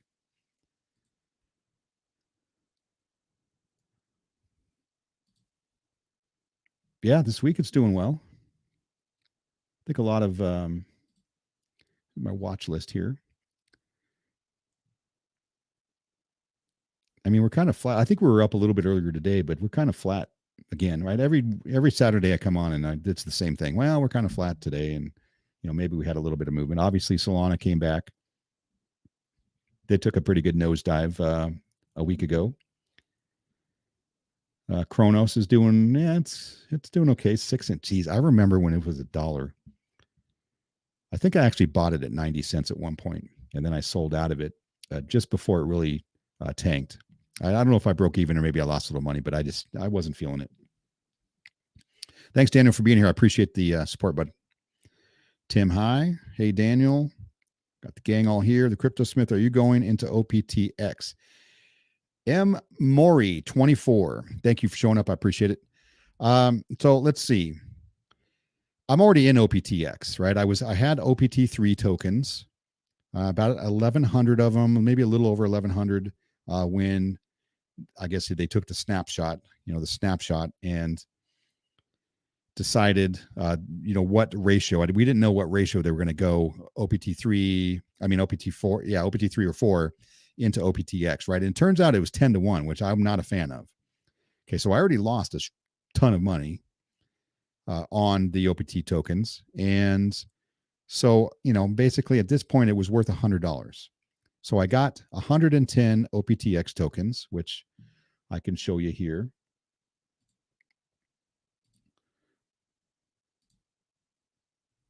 No, not on this one. Oh, well, here. Maybe this will show. I don't know if this will show it or not. So here it is. I'm 12-month staking, right?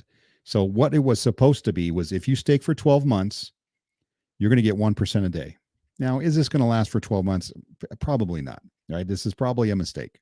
But it was $100. What was I going to do? Right? I wasn't going to take that loss. I'm just going to ride it out, right? I'm rolling the dice, casino play. Let's see what happens.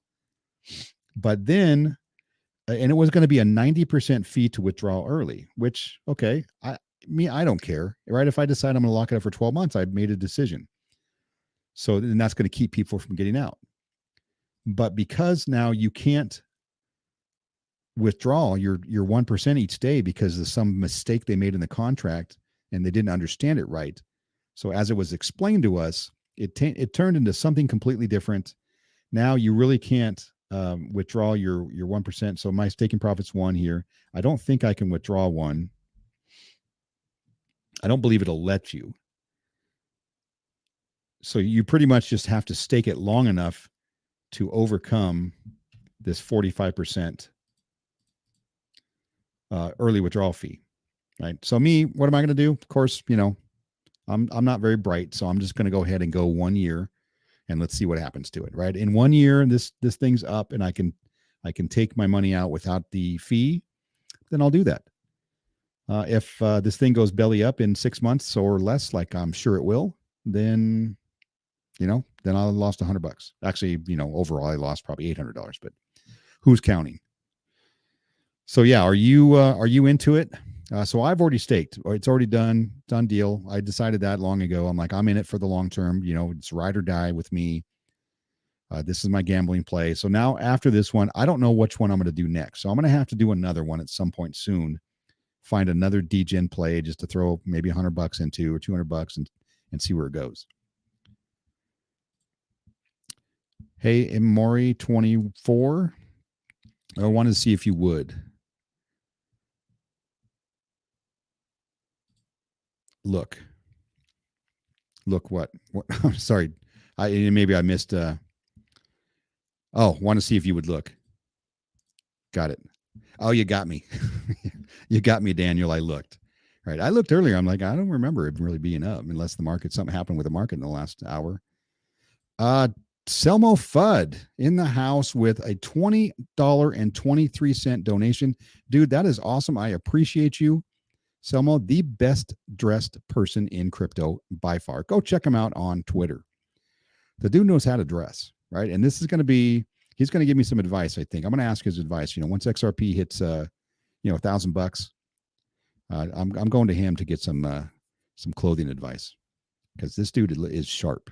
I appreciate you, Selmo. I really do. Not necessary, but appreciated, really. $20, dang. Daniel. Yeah, you made you look. I got you good, sucker. Tim Shea. Man, that is crazy. Almost a honeypot. Yeah, it's been, like I said, right? And that's why I try to overemphasize the risk on these things. Like you put your money in here, you might make a little bit, but there's a really good chance you're going to lose it. It's a casino. You can't really explain it any better than that. It's a casino. It's a slot machine. You're throwing a couple bucks in and you're hoping you win. Right. And sometimes you do. I've won on some DGen plays before and I've lost probably more than I've won. But to me, it's kind of fun. And it throws a little content out there. I know for some reason, well, not for some reason, because of human nature. If all I did was cover these DGen gambling plays like OPTX and Stable Fund and Drip and these prosperity, what is it? Prosperity Mine Ventures. There's a whole bunch. If all I did was cover those, I would already be at 10,000 subscribers, guaranteed. Right? People flock to that stuff. You're going to lose money, but you go to Vegas anyway, or you go to Atlantic City, right? You're going to go and gamble, but you're going to lose money, right? There's a 95% chance you're coming home with less, but you go do it anyway because it's fun, right? You had fun. It's a gamble. It's a thrill, to get your hormones, working and you get out there and you drink and you socialize and, all that kind of fun stuff. So that's what I'm doing here, but without the drink, unfortunately, maybe one later. But Daniel, yeah, you're absolutely right. Right. All of these, I'm not even going to say most of them. I'm going to say all of them are going to go away at some point. These are not long-term plays. These are just fun little gambling plays. Sean, DeFi Dude said there will be some D apps that will pay like 3% for 1 month coming later this month or in February. I'm waiting to see. Didn't want to go for a year. Yeah, I get you. I'll be honest. I'm getting tired of them. This thing was supposed to be. They did this modular blockchain for a reason, so that they could make changes without having to come out with a new token. I get it. I like it, but somehow they screwed something up that they can't even change now. So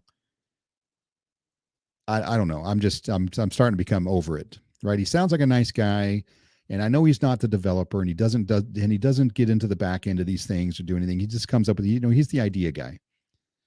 And he's the money guy. So I'm sure he's trying to figure out a way to make this last long term, so because he's going to make money, right? That makes sense. But they never do, right? Because you can't control people selling, right? People are going to sell, right? If there's some FUD going around, they get a little spooked. Somebody says something negative, right? The people panic, because they're morons, and they sell and they get out, and they usually take a huge loss, and that causes the project to disappear. So it is what it is. Daniel, it's a gambling play. Yeah, 100%. I know, Daniel, you've probably been in some DGen plays too. You probably still own a bag of Saitama, don't you? Yeah, I kind of had to. Might as well. Didn't have a choice. Yeah, since OBT3 was useless, drain the price. Yeah, we know the price was going to be drained because he had to drain the liquidity in order to move it over to this new token. But I mean, it was down so far before that happened anyway, because people just, they got tired of it and they sold, and there was some FUD out there, and that's what it was with this, right? I never had a chance to take any profits, but I'm a big boy. I can take it, right? It's okay. I'm not going to complain. Not impressed with that team at Optimus at all. They have no business being in the space. Yeah, they've not done a good job, right? When this is your fourth attempt to make a long-term, in DeFi, and I use that term loosely, project, and you still manage to screw it up, then maybe you need to go do something else. Open up a coffee store. Maybe you're better at that. Be a barista. Not impressed with. I am not either, and I'm kind of tired of it. Which this one to me now is going to go on the back burner, and I'm just going to stick it away. I'm not going to check it all the time. I'm probably not going to do any content on it because it's not exciting. It's sad, right, and dismal. So. And then I'm just going to check up on it every once in a while and see how it's going. And then hopefully a year from now, I can pull out, some profits, right? It's going to take at least 6 months for me just to break even if it's at this pace, right? If the price goes up, fantastic. I'll get my money earlier, or I'll at least be in the profit earlier, and I won't be able to take it, or I'm going to be able to pay massive fees. But anyway, that's OPTX. I don't suggest anybody get into it at this point. I'm going to say wait to see what happens. If you're into DGen stuff, it might be good down the road once they fix a few things and get some other income coming in. But, for the most part, it's probably over. Selmo got the threads. Yep, Selmo does. Hey, Selmo, you described the FUD farm guy, Jonathan. Yes. Yeah, I like watching. Jonathan's a super nice guy. But that's what he is. Yeah. And I know what you're talking about. You're talking about me saying, yeah, I could have 10,000 subscribers, already, if that's all I covered. Because people, for some reason, the DGen space, and I'm not even going to call it the DGen space, because I think there's a ton of people out there in the crypto space that are just uneducated, and they're gullible. And they get into drip, and they think this is going to change their life. They're going to become a millionaire. They get into OPT, Optimus or Stable Fund, and they think, man, their life is going to change forever now because this is the best thing in crypto. And they don't really understand or do, kind of do a little back drilling on these types of projects that they don't last. And none of them do. So, and they are Ponzi's. Almost all of them are Ponzi-ish. To some degree, right? If you stop putting money into it, it can't sustain itself, right? You still need some people to put money in to cover the people who are taking money out. That's a Ponzi. Well, yes, you can say that about a lot of things in the world. People buying and selling. If people stop buying, right, the value goes away, right? That does explain a lot of things, but.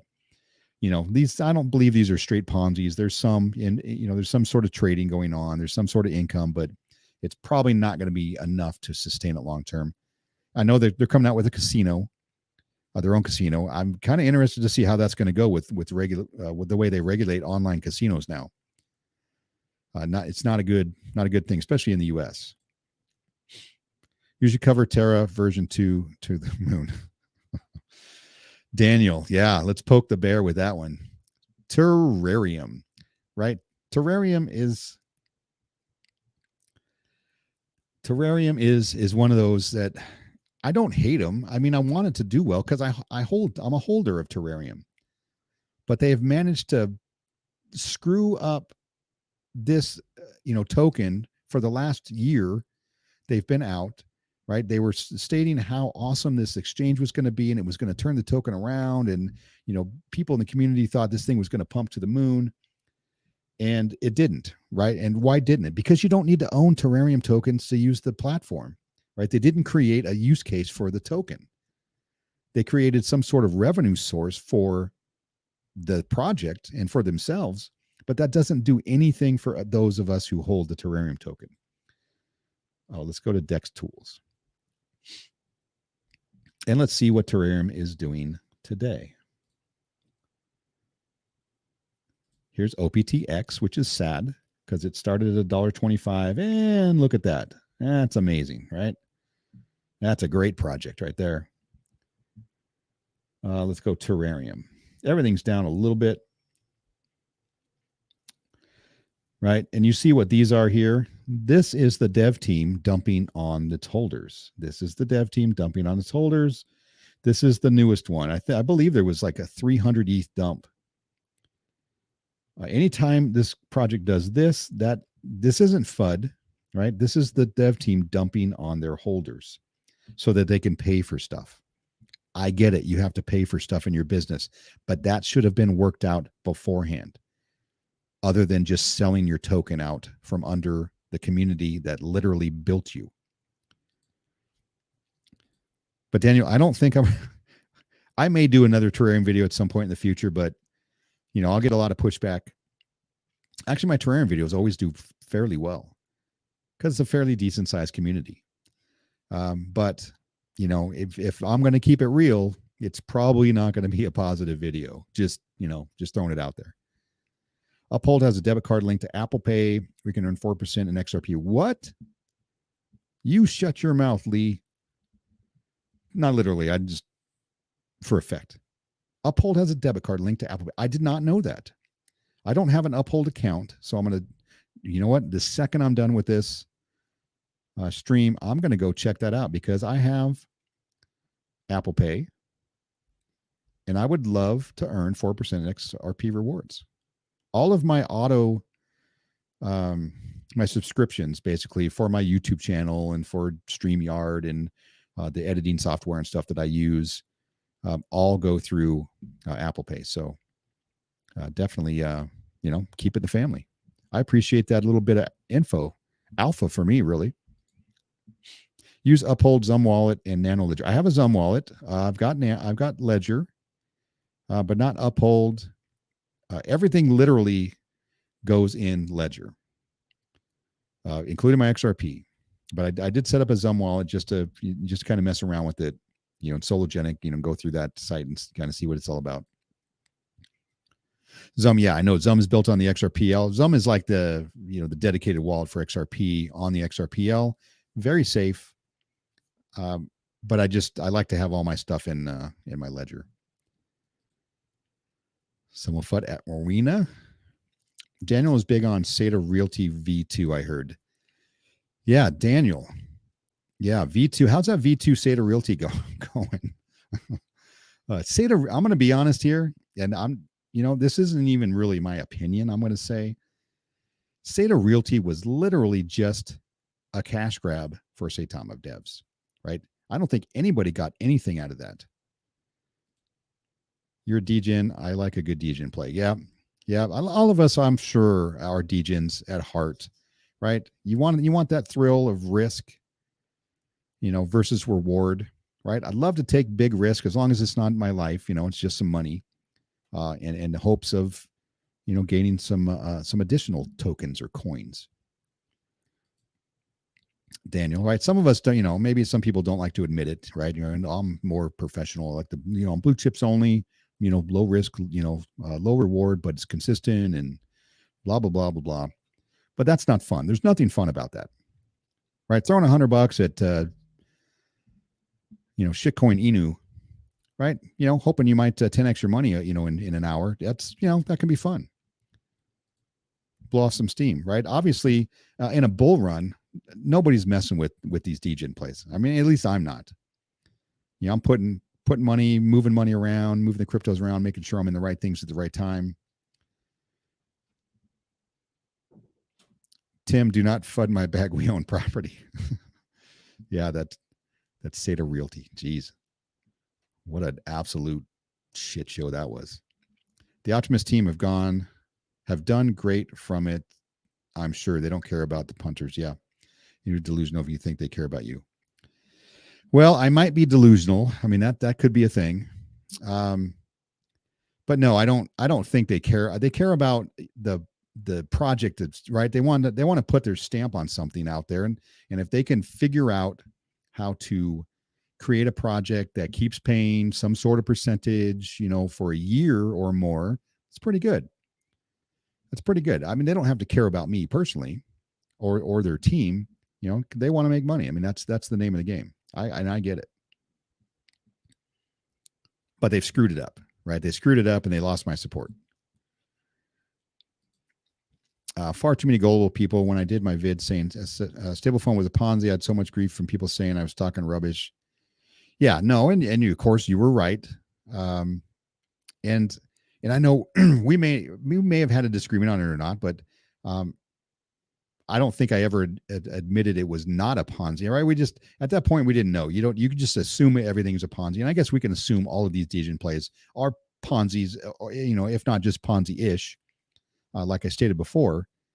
And we all know that they're not going to last forever, right? Like I said, I've been in degen plays where I literally knew it was a Ponzi, but I threw some money in, got a little out, moved on, about my merry way. People who did that, and I try to tell people like, look, these exist out there. They're not going away, yet, right? They're still going to exist. There's still a way you can make a little money, but you have to be smart about it. And you have to understand the people who get in at the end or midway through are going to lose money, right? And you got to figure out if you're that person, right? It's a game. For me, it's a game. I know somebody's going to lose money in it. It sucks, but you have to be responsible for yourself and for your decisions. But yes, there are far too many gullible people who have no experience in this space, no experience in investing or finances in general, and they get into these projects thinking they're going to be a millionaire, right? And they just don't get it that these projects won't last. None of them will, literally none. The crypto gold rush, it's on its way. Well, I hope so. I really do. And it is on its way in some sense, right? At some point in the future, maybe this year, maybe 2024. Some experts think it's, we're not going to get any sort of crypto clarity as far as regulations go until 2024 and after, when the next Congress comes in, right? I hope it doesn't take that long, but we may be playing around with these stupid degen plays for another 2 years. I don't know. Lazy Jedi, how are you, sir? Good to see you here. Hope your Saturday is going well. You guys, are you going to put on another stream here sometime soon? I see you guys still have 2 out there. Looking forward to the next one. Lazy, hi. Hey, Lazy. Lazy Jedi. Hi, Daniel. Everybody's saying hi. Sean, if you really look close at it, it's pumping. Are you talking about Terra? Because, man, this thing, it is to the moon right now. Apparently, the devs are sleeping, right? So that's why it's a slight increase in price. Rowena Bone. Terra. Yeah, they've basically said they're going to come out with a V2. I think that's what I was reading. And which, I can't say that I hate the V2 idea, but they should have done this a lot earlier, right? When you're told by exchanges that we're not going to list you because you have, 187 zeros in your price and you give reflections and we don't do that here, then, maybe they should have made that change a long time ago. Doesn't matter if they're coming out with their own blockchain and they have their own centralized exchange. they want their token to be listed on other exchanges, right? Why would you not? Rowena, Tim, Daniel, Selmo. We'll poke that bear. Yeah. Yeah.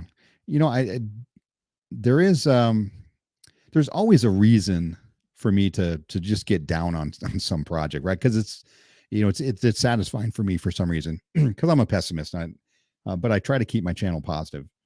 But if they're going to do something really stupid, and if they're going to keep dumping like this, I might make another video just for fun. Even though, look, I'm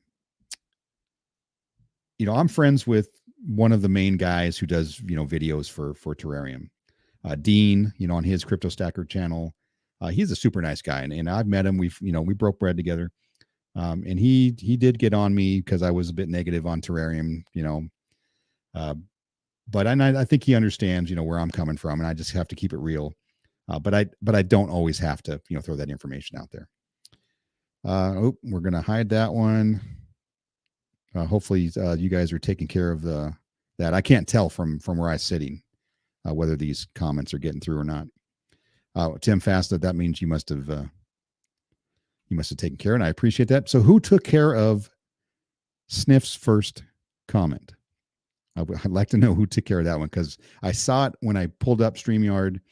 It made me laugh because, just coming from Sniff, I know he likes to throw that out there. But then I went on my YouTube channel just to see and make sure it wasn't showing on there, and it wasn't showing. So we're going to have to be fast. Yeah, you got to be fast with Rowena here, the moderator of moderators. If you zoom into that Terra chart real close, you will see a small green channel or candle. Yeah, there it is. Let's blow this up. Look at that.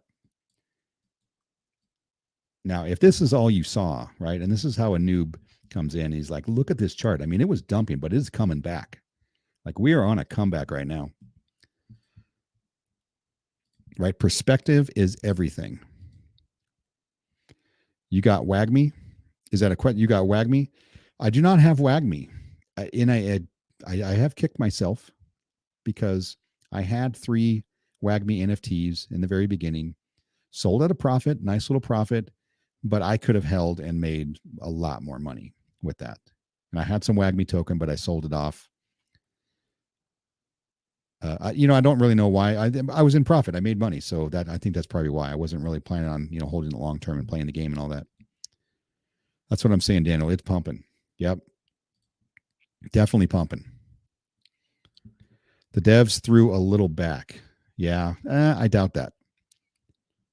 Right. They got to pay all these people. They keep saying that they're not getting paid. They haven't taken a paycheck yet. But they have to pay the devs, right? But they're in India. Somebody made a point on Twitter. It says, hey, you guys, your devs are in India, right? They're not getting paid, 150 grand a year to work on these things. We're assuming the devs there, just because of different cultures, the financial situation is totally different there. Cost of living is different. They're not getting the same wage that they would in other countries. And maybe their dev team is crowded.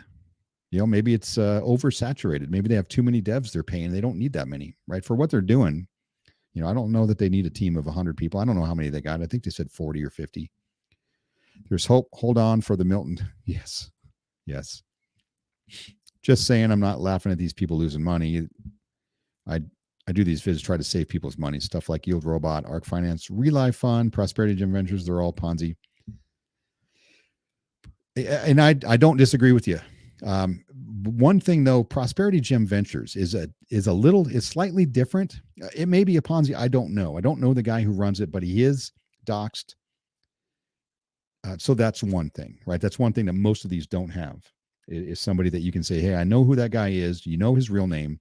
And he does actually show the trades that they're proposing is actually being used for revenue in that one. And they also cut off Prosperity Gem Ventures. Nobody else can join it. It's cut off. So now you get to see how long this lasts. If this lasts for even another 3, 4, 5 months, I'm going to say it's less Ponzi-ish than most of them.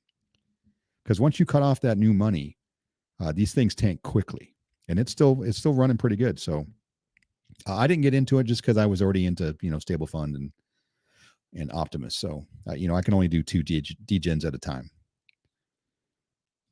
But I do, Binance stuff. I know, I get on you before. like you're the kind of the fun police channel, and like, not that that's a bad thing, all the time. But I'm a big believer that people need to do their own research and people need to take responsibility for their decisions. And I can say I'm the kind of guy that says, take the warning labels off of everything and just let, it sort itself out. Right? We're going to get, we're going to get rid of the people who cannot think for themselves, and maybe they don't need to be in this space, right? They're the people that kind of make the space look bad because they make really bad decisions, and then they cry and complain, and then they want to call their district attorney and have somebody sued or try to find and it's dumb. It's dumb. This is gambling, right? When you go to the casino and you lose your money, even though you knew you were going to lose your money, do you complain? Are you going to the cops saying, "Hey, these guys took my money"? You're not. To me, this is the same thing. Daniel, I still have Terra. Yeah, I was just saying the other day, my bag of Terra, which I've not sold any, was thousands of dollars. Maybe 6 months ago. Now it's, I think, $58 today. It's absolutely worthless. We're still working on time for our next stream. Shaman is in Vegas at a work convention this weekend, or we would stream last night. Okay, excellent.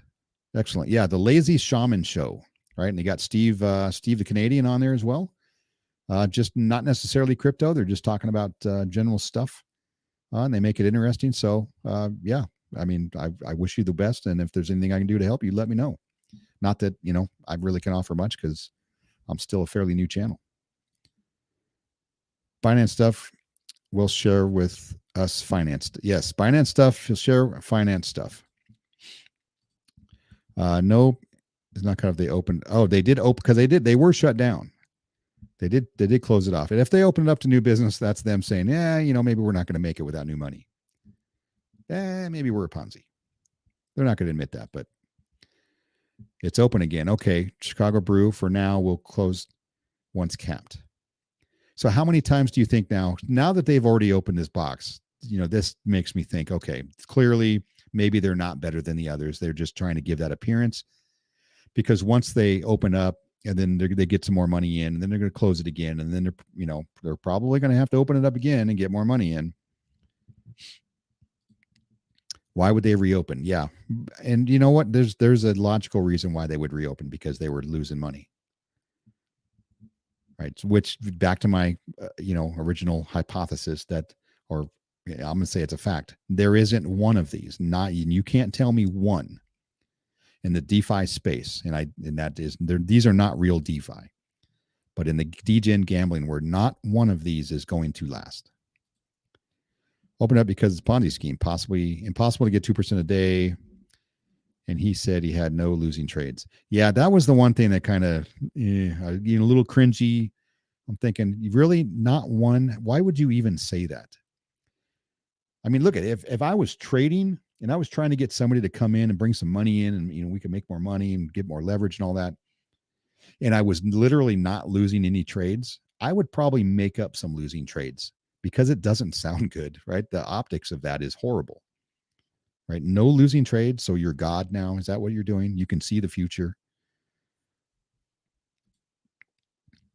That's where I was going with it. Yeah. Why? Yeah. That's exactly why they would open up. I sold all my Terra, both bags. Well, hopefully you got a little bit of money out of it. Me, it's not worth it to sell. So I'm just going to sit on it, cross my fingers, and basically treat it like another gambling play. It's another degen gambling play. Maybe when their blockchain comes out sometime this year, if it does, and they create some sort of use for the token, I guess we'll see. They do have a big enough community to where it could come back, but now they got to get people outside of Terrarium to put money into it, and nobody right now outside of Terrarium is going to put money into it. Yep, there is a Lazy Shaman Show. There's a link to it. You guys go check it out. Give them a sub. Give them some likes. Bubbin 101. Hello, Bubbin. If that is pronounced correctly, I'm sorry if it's not. I appreciate you being here. You are definitely new. I don't know that name from before. Hopefully you're enjoying the stream here, and we're just talking whatever comes up in the chat. I did have some material ready to go if it got a little dull, but you guys always keep it interesting. I appreciate that. Exactly, Tim. They use it as marketing. Check out the Lazy Shaman show with Steve the Canadian. All great guys. Steve the Canadian he's an interesting one because he, from what I remember, in discussions past, months, for over many months, he's kind of a crypto contrarian, and I think it takes a lot for him to really have any kind of belief in any real project. Let's say anything in the meme token community token space. Which is fine, right? Everybody's got to have their checks and balances. Everybody needs, boxes checked in order to put some, a little bit of belief into something, maybe throw some money at it.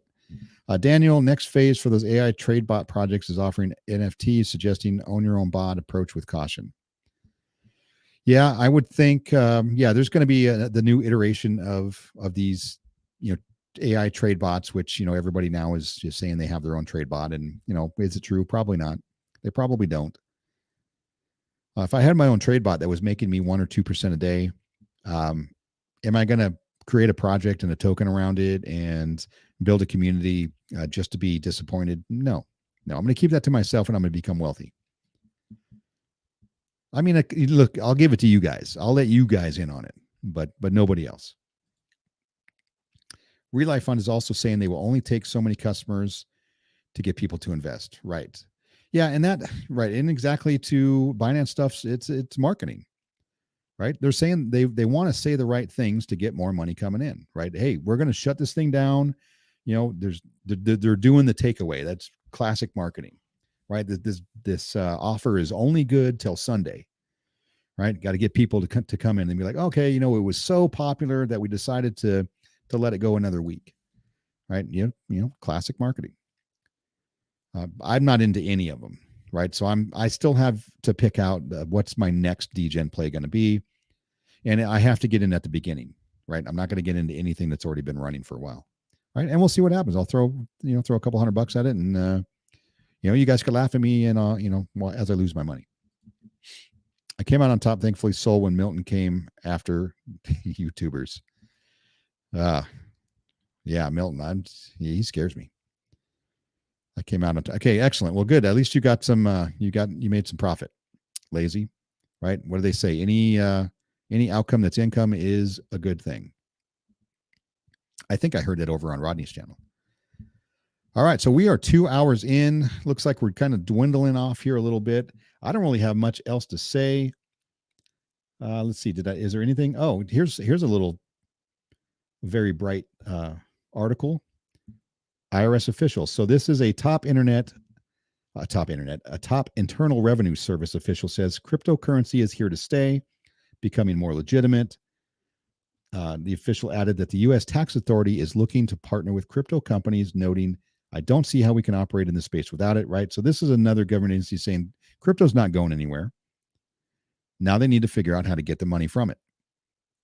So I'm going to leave you with that article right there. Maybe it's a good thing. Obviously, they're going to get their money one way or the other. We're not going to get out of it. So, and look at this nice little bull run with Terrarium. Oh, looks like some profit taking's going on. Volt has had a horrible time. I looked at this the other day, and I'm just rambling now. You guys, we're gonna cut this off here pretty soon, right? They're not moving in the right direction for as big as a community they have, and all of the influencer content creators out there that create content for Volt. It's really not moving in a good direction. And here, the favorite in the community token or meme token space, right? Kind of establishing a floor here, back and forth, or up and down. Love to see it get back up here in the chart, but utility is coming. Utility is coming for MMAI. I'm gonna have more content out there as they continue to grow. Daniel Gayton, XRP, ALBT, Quant, MMAI, XDC. Yes, sir. I agree 100%. I'm going to throw XLM in there as well. And maybe some Algo and XDC, even though, it is tough to buy all of them, right? I just, unless you buy a very small amount of each one. But, I keep adding to my XRP bag. I added to my Quant bag this last week. And ALBT, I still don't have any. So there you go. But Daniel, yep, you are barking up the right tree. Hopefully you enjoyed my XRP video, my last one. It's doing quite nicely, if I do say so myself. Nice, Daniel. Losing on my Volt. Yeah, it looks like everybody's losing on their Volt, no matter when you bought. But this chart I like. This is a good consolidating chart. We don't have a lot of holders. We're just under 1,100, which is why my MMAI videos don't do very well at all, because there's just not a lot of people out there that are really, really interested in it just yet. But I think 2023 is going to be big for MMAI. I do. And I really need this iOS wallet to come out because it's starting to irritate me. I don't want to have to go buy a cheap Android device just so I can play with it. I made out okay in Volt. Still have a moon bag. Should have sold mine.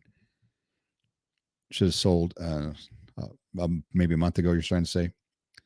I got in on Volt earlier this year or last year and made some money on it, and that's why I sold out of it. It was just a profit play. It wasn't a ton of money. It was a little bit of money. Yes, I did enjoy it. Oh, excellent. I'm trying to up my video game, right? Which it takes a lot longer to edit, but I think the product is better on the other end, and I think it's worth it. And I don't know if that's the reason why YouTube pushed it out there so many. I think I was up to like 1,400 views. Well, let's update this and let's see where. I mean, my sub count has jumped. I think that one video has got me like 40 subs. 1,400 views, right? I got 70 views on my MMAI video, which I think was a better video also. This was my first video that I added some video overlays to try to make it more. Oh, no, this one was the Palau, which got 232 views. Not too bad. But look at Degen plays, 1,000 views, right? Look at all my top ones. 1,600 views, Degen play. Grove, I guess, was pumping at the time, or it was worth at the time, even though I'm not into Grove at all. I don't really care for it. But everyone panic, save yourself. This one did pretty good for a live stream. This one did good. My terrarium videos always do okay, but Stable Fund, again, just Degen stuff. Excuse me. Degen stuff is going to get you views for sure. But I don't want to be that channel. So, but I'm super, super happy about the fact that I'm getting some views on this XRP, because before my XRP videos didn't really get too much, which is kind of why I wasn't doing a lot. But I felt like a fraud because because I'm really bullish on XRP. It's my number one holding, all that. And people say, when I go on to other channels, they're like, oh, he does XRP content. And then you look through my videos and a lot of it's not XRP content. So I gotta be true to who I want to be and put this XRP, XLM, some quant videos out there, and just kind of pepper in, these, maybe the Degen plays a little bit. So there you go. A month or so ago. Yeah. I have a wallet. I have the wallet. It is smooth. Yeah, I'm jealous, Daniel. I really am. I'm not jealous enough to switch from Apple to Android. I'm just throwing it out there. STX Easy Money. I think you might be new. I appreciate you showing up here, and we're just about to wrap things up. But if you do pick up a Pixel 6a, it's the iPhone of Android. Well, is that a brand new one? I'm not familiar with all the Android model numbers, but I'm not switching, so I'm not going to buy a new one, right? I'm going to buy a used one off of Facebook Marketplace or something, something that I can just play with on Wi-Fi. Could it be that it's over 12 minutes as well? So are you saying over 12 minutes is a good length? Because I thought maybe the shorter ones were. Because 12 minutes, to get 50% average view time on a video, is considered good, right? And I think the longer the videos I were doing in the beginning of this channel, I wasn't hitting that mark. And I think it was just maybe droning on, me just being boring for far too long for people to really make it through the whole video. That's why I started adding these video overlays, right? Like you see, this is one of them. I try to make it match up with the content that I'm talking about. And that's, I don't know if that helped, but I did notice that looking at the analytics that it did definitely help my average view time. It did go up a little bit. Make sure you tag ISO 20022. I do a bunch of tags. My kid says the tags in these things don't really do that much. And he's studied this a lot. And I'm sure I mentioned this before, right? He just started his channel a month ago. And just on cars, right? On general car stuff, on car models, he does kind of a history of, which obviously is a much, much wider market than crypto. But he had one video, and he still couldn't figure out why. Has I think it's over 117,000 views on it, and he's got like 700 subscribers in 1 month on his brand new channel. So there's some way, and we're trying to pick it apart and figure out from the analytics on like what is it they're looking for, what do they pick up on. Did somebody just share it in the right place? Like, I don't know. I would love to know so I can continue that. I'll share it with you who have channels. But I'll throw I never tagged the ISO 20022, but I should. Thought on WAGMI Games with the utility about to drop. STX easy money. Well, you know what? I was a fan. I'm not really big on NFTs unless they are actual useful NFTs. And I don't mean NFTs that you can stake and it can get you, some more rewards or something like that. Cause that's just an NFT. That's just a picture of something or cartoon. But something that you can actually utilize in a game, I was all about. So I got into WAGMI in the very beginning. I got in on their Genesis WAGMI NFTs, got 3 of them, turned out good, ended up selling for a profit. I like the fact that they have a real game, kind of that, what do we call it, a Clash Royale style card game. So, I mean, I'm pretty bullish on that, even though I don't own any. I'm probably not going to play the game because I'm older and I play Clash Royale. Funny enough, I do play Clash Royale on my phone sometimes. And I just started it. My kids have been playing it for years. But yeah, I'd say I'd be bullish on it.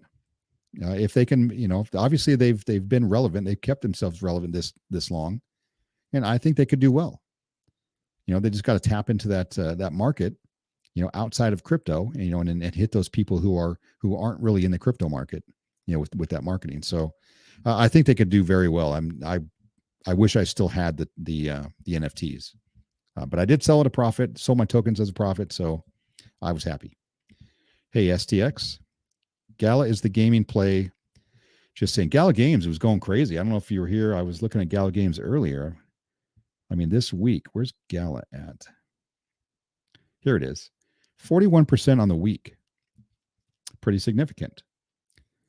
Of course, I mean, you got 7.7% on FTT token, which I don't get. There can't be much liquidity out there for people to really be trading this.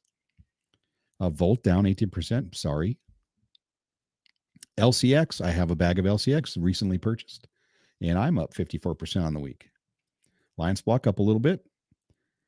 Pi token. I'm really interested to see Pi token. I'm going to do some more research on it. I just downloaded it on my phone.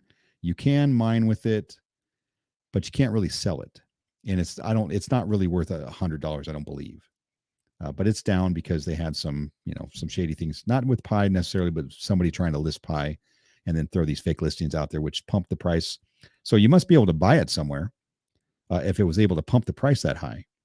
But I just don't believe the Pi token the value is there. MMAI up a little bit. Cypherium. Look a little more into this one. I may pick up some of that. Pando, I own this Pando token, and this is going to have real world utility. It already does, and this year I think it could be a good year for this one. And it's such a low market cap. Terrarium, yeah, I have a bag, and it's not good. And that's it. Okay, so over 2 hours. I appreciate you guys sticking around. I do appreciate each and every one of you guys. I really do. Right? It's like my family away from my family. But thanks for showing up on this Saturday, and I will see you guys probably in a video here, multiple videos this week, and then I'll be on Max and Larry's channel on CTN on Wednesday. And I may, I keep saying I'm going to do a live stream during the week. I just have to, pull up my big boy pants and do it. I will get some LCX, got some GBX first. Love the fact it's on XDC. So GBX is on XDC.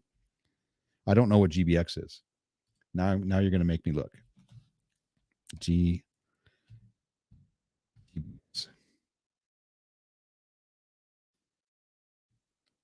Globiance Exchange. Well, you got a lot of zeros there, so you must have got a lot of tokens. It pumped here. I mean, a little bit. Let's see. Fintech platform, centralized exchange, banking services, payment gateway, stable coins, decentralized. Where are they based out of? For Globiance? Is that how you say it? Ecosystem? Fees for processing transaction, liquidity, pools, network governance. I'll have to look at this one. So it's a centralized exchange. So what makes this centralized exchange better than LCX? I don't know. Don't know. Take care. Later. Appreciate you, Tim. Keep up the great work. Thank you. I appreciate that. Daniel, thank you. Also a crypto bank. Okay. Yeah. And we're looking for that for LCX as well. And ISO friendly. Awesome. All right. Well, I'm definitely going to be looking at that because, $100 go a long way in this token. But anyway, I'm out of here, you guys. You guys all have a great weekend, and I will see you guys on a video soon or my next live stream. Thank you much. I appreciate y'all. Bye.